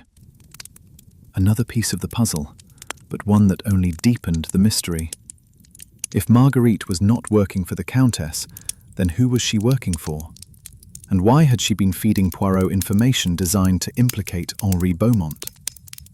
The answers, Poirot realized, would not be found through further interviews or investigation. The time had come to force the issue, to gather all the players together and confront them with what he knew, trusting that the truth would emerge from the collision. I believe I have enough information to resolve this matter, he told the Countess. I should like to arrange a gathering. Yourself, Henri Beaumont, and certain others who may have relevant knowledge. Tomorrow evening, in the salon privé at the casino. You want to gather the suspects and reveal the killer, like in your famous cases? Something like that, yes. The Countess smiled thinly. Very theatrical, Monsieur Poirot, but are you certain you know who the killer is? I am certain of very little, madame, but I have learned that the truth has a way of revealing itself when the proper pressure is applied. He rose and offered a formal bow. Until tomorrow evening. Chapter 8. The Gathering Storm.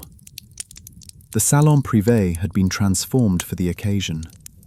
The gaming tables had been pushed aside to create an open space in the centre of the room, where chairs had been arranged in a semicircle facing a single chair that would serve as Poirot's stage.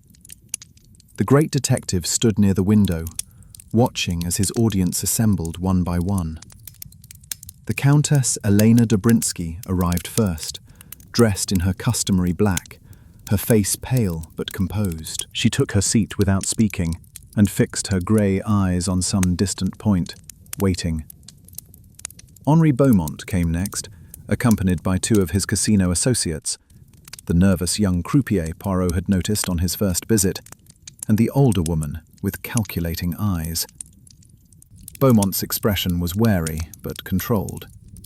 Whatever he suspected about the evening's purpose, he was not about to reveal it.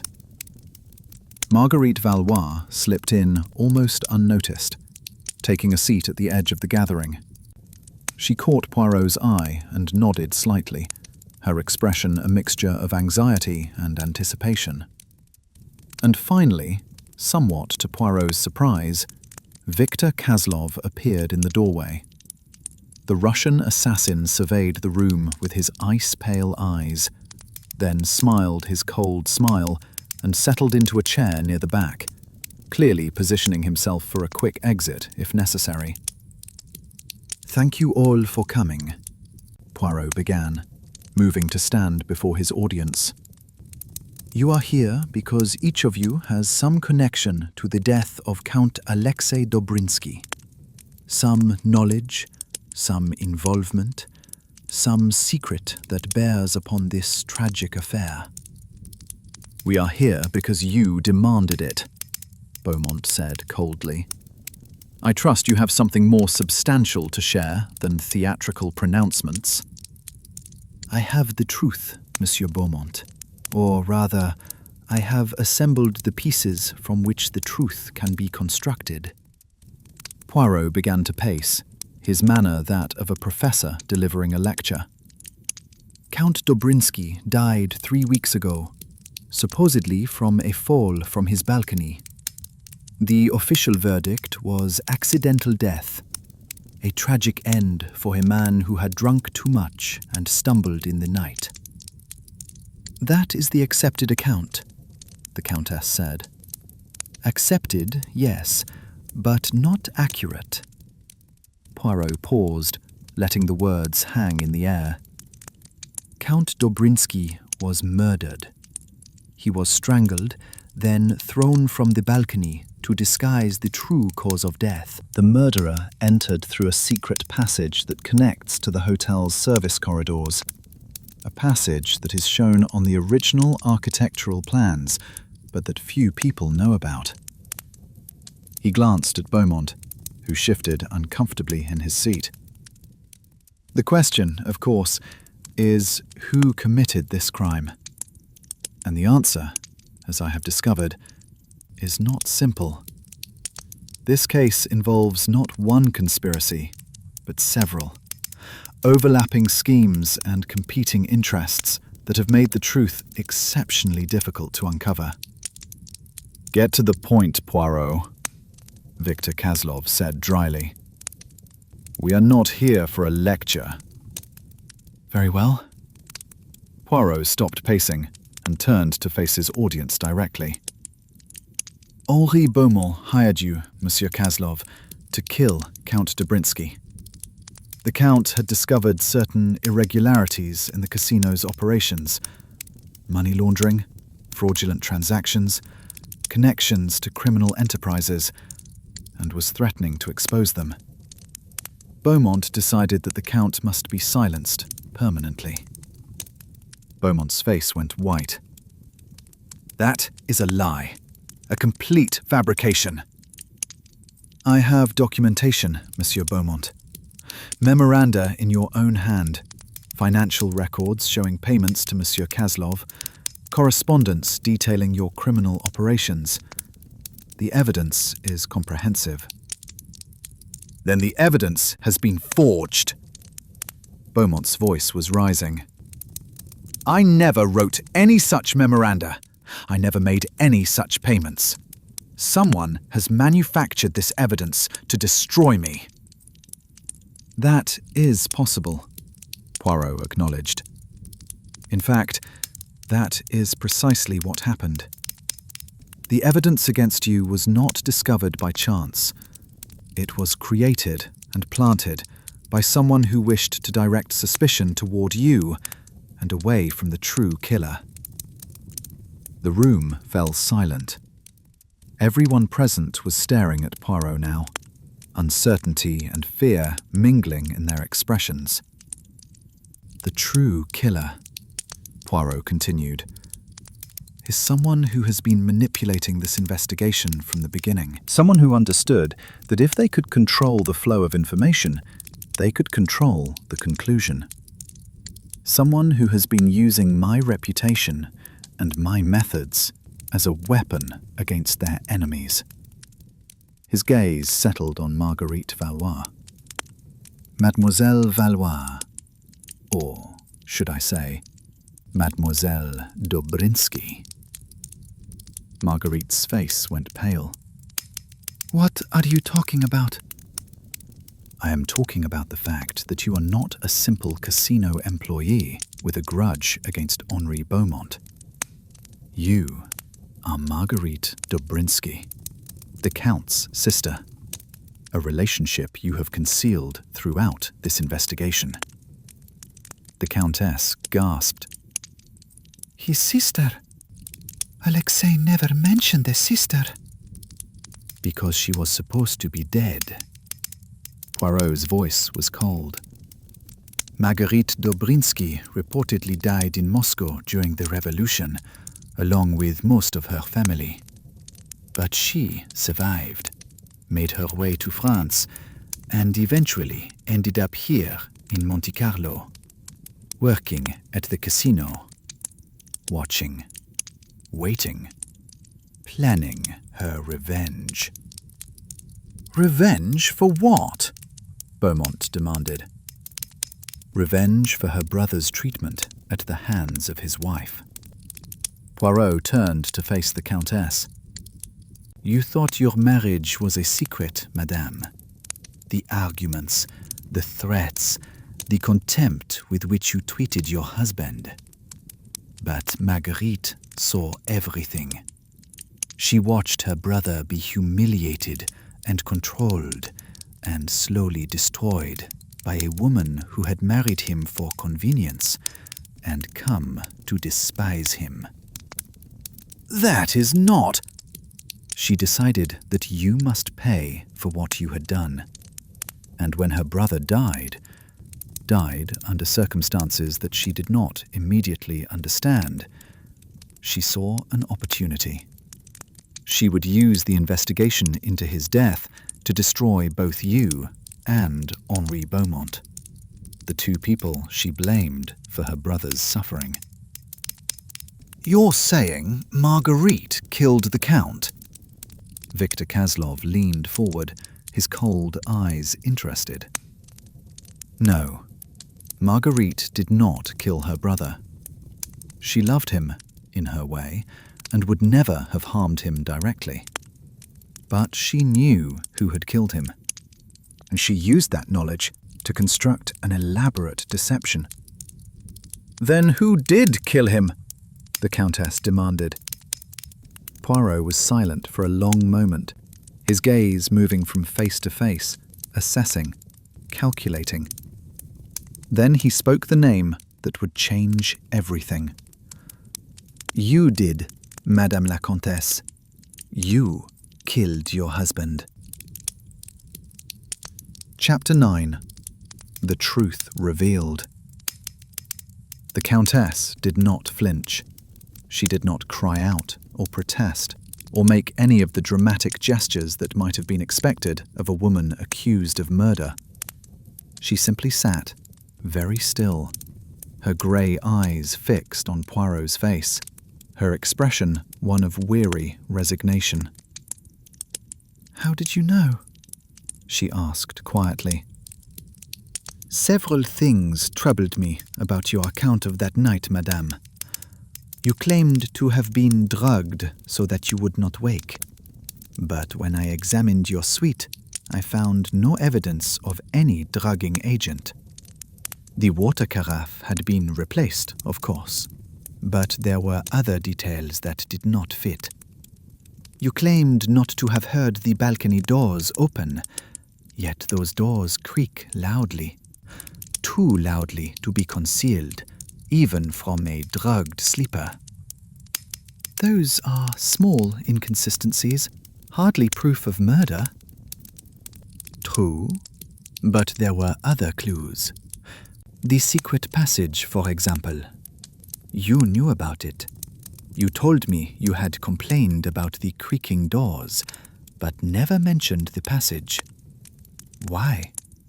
Because you did not want me to discover how you had supposedly been surprised by an intruder. The Countess smiled thinly. I underestimated you, Monsieur Poirot. Many have made that mistake.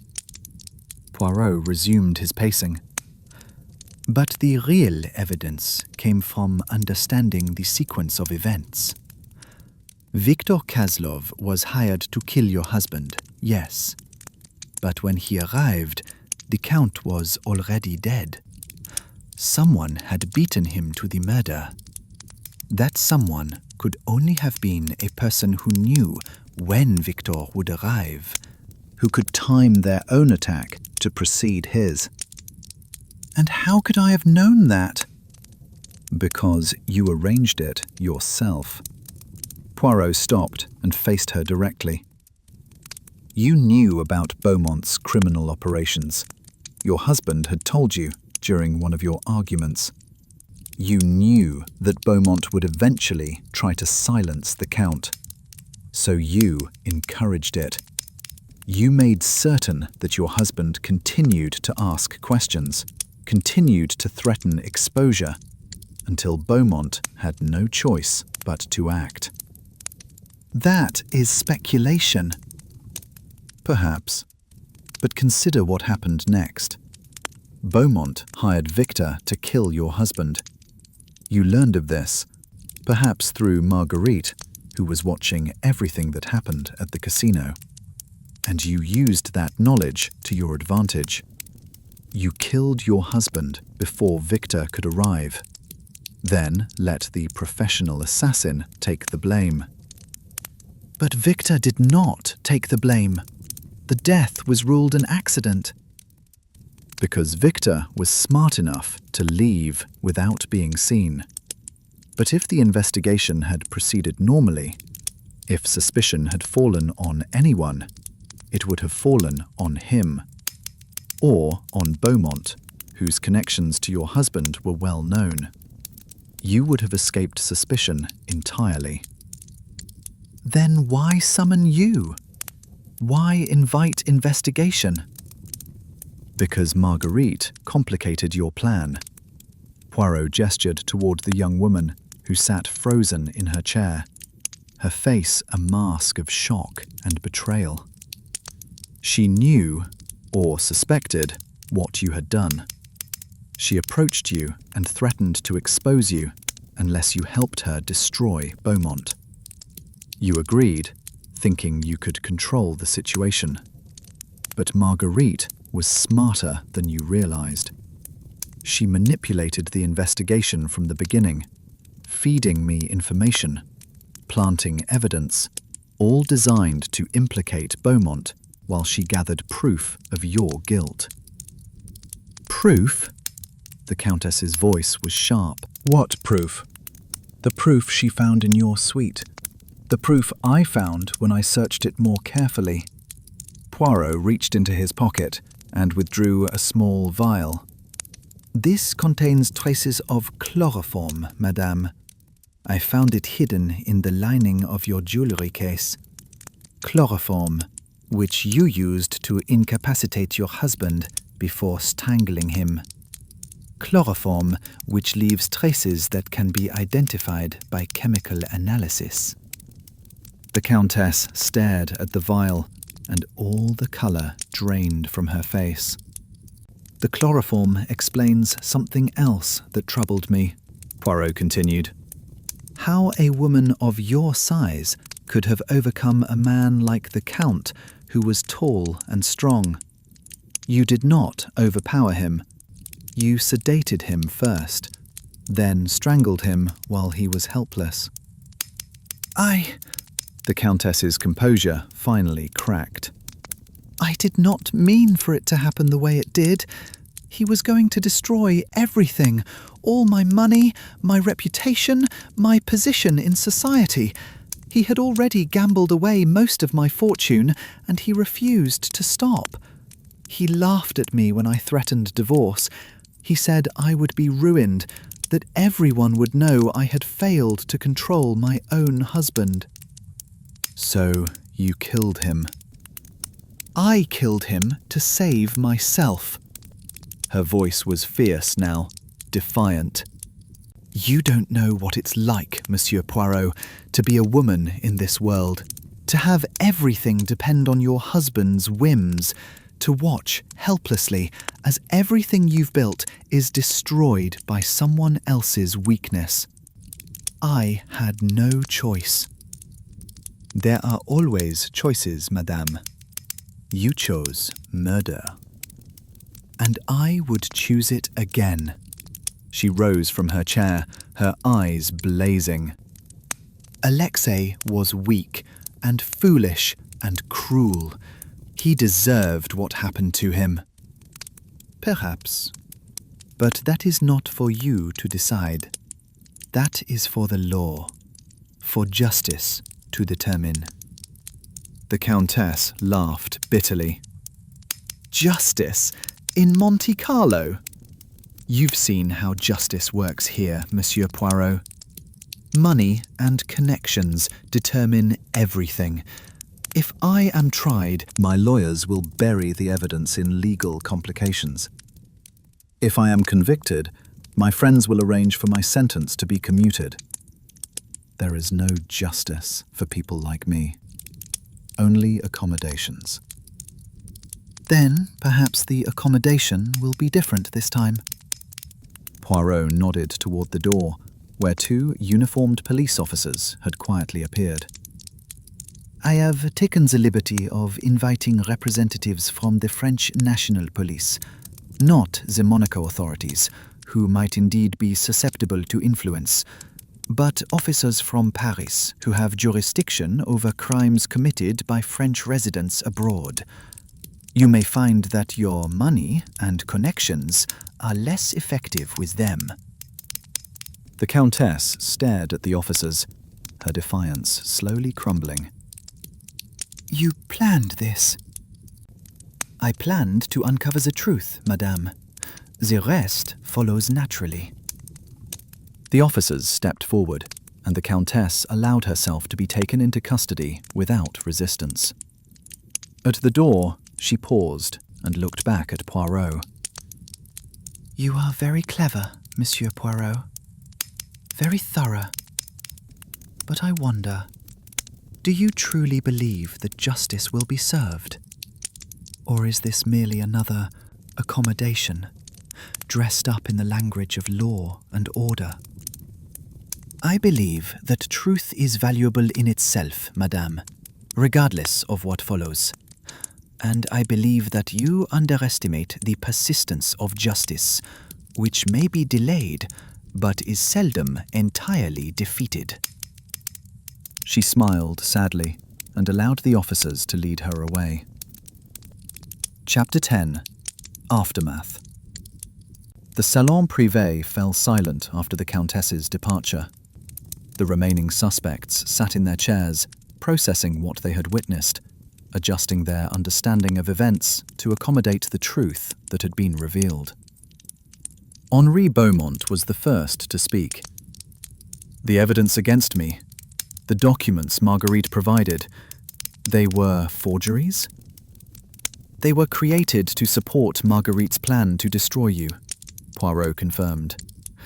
She hated you for your role in her brother's suffering, and she saw an opportunity to use this investigation as a weapon. The Countess had killed the Count, but Marguerite wanted you to pay as well. And the money laundering? The criminal operations? Those are real enough, Monsieur Beaumont. The French authorities will be investigating, not for murder, but for financial crimes. I suspect you will have difficulties of your own in the coming months. Beaumont's face went pale, but he said nothing. Victor Kazlov rose from his chair and stretched languidly. A most entertaining evening, Monsieur Poirot. I confess I had not expected such a dramatic conclusion. You are not entirely blameless in this affair, Monsieur Kazlov. You were prepared to commit murder for hire. Prepared, yes. But I did not actually commit the deed. That honor belongs to the Countess. Victor smiled his cold smile. And since you have kindly established that I did not kill the Count, I believe I am free to go. The French authorities may wish to speak with you about other matters. I am certain they will find me most cooperative, when they can find me at all. Victor offered a mocking bow and strolled out of the salon, disappearing into the night. Marguerite Valois remained in her chair, her face buried in her hands. Poirot approached her gently. Mademoiselle, or should I say, Mademoiselle Dobrinsky, I understand your grief.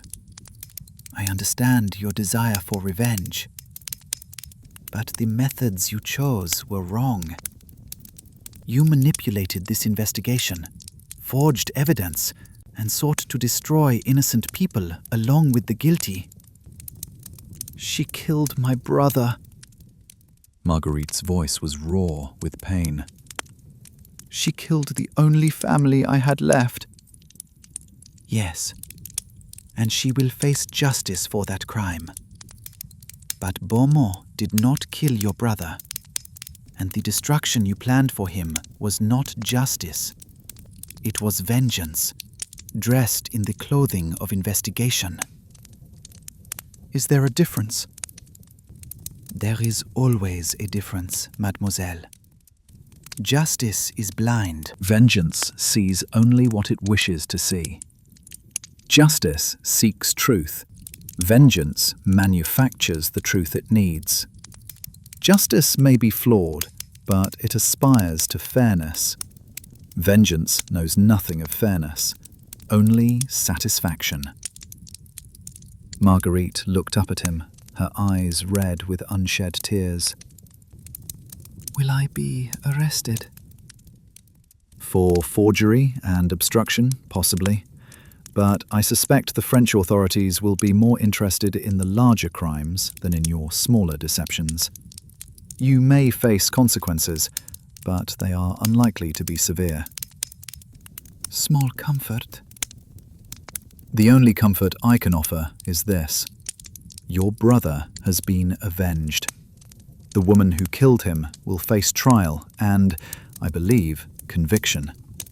That is more than many victims receive. Marguerite rose slowly from her chair.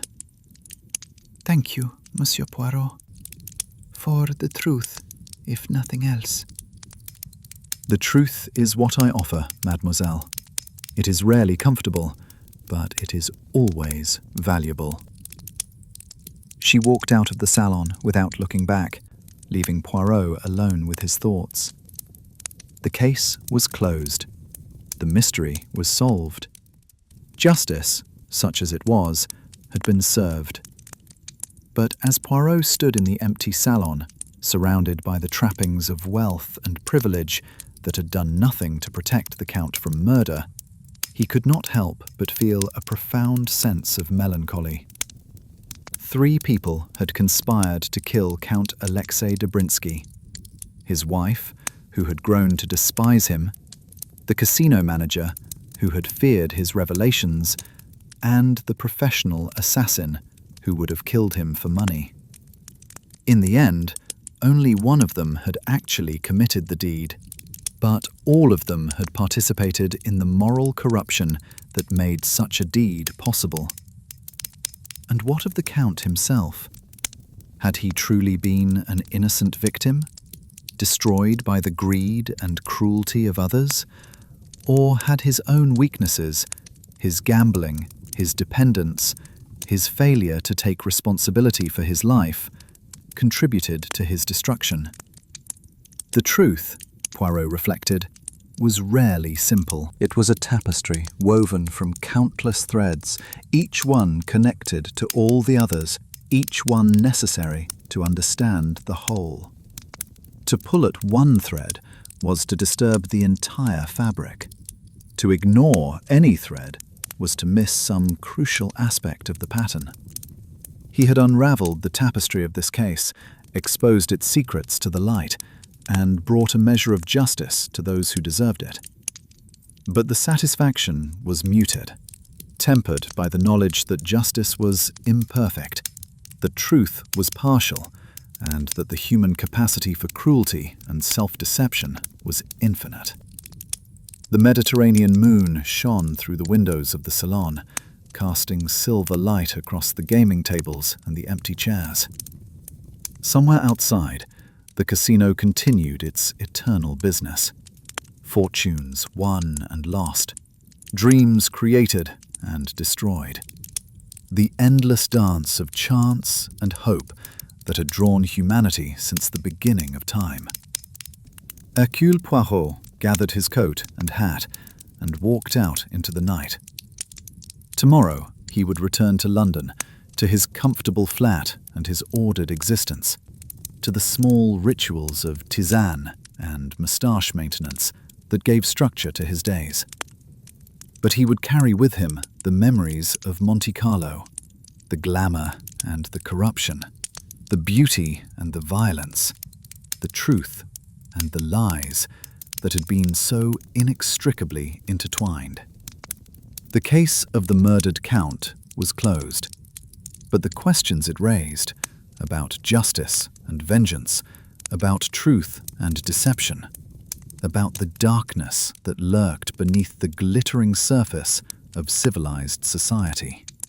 Those questions would remain unanswered and perhaps unanswerable for as long as human beings continued to love and hate and kill for reasons that only they could understand.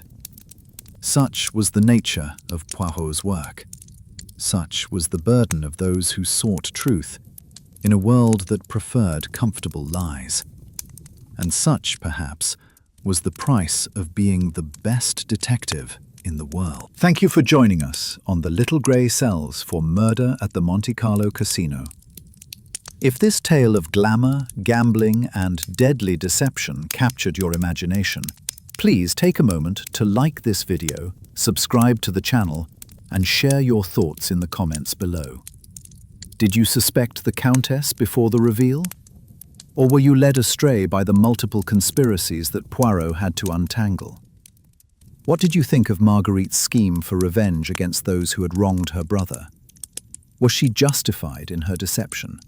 Or did she cross a line that should never be crossed, regardless of the provocation? And what of Victor Kaslov, the professional assassin who walked free despite admitting his murderous intentions? Should Poirot have found a way to bring him to justice as well?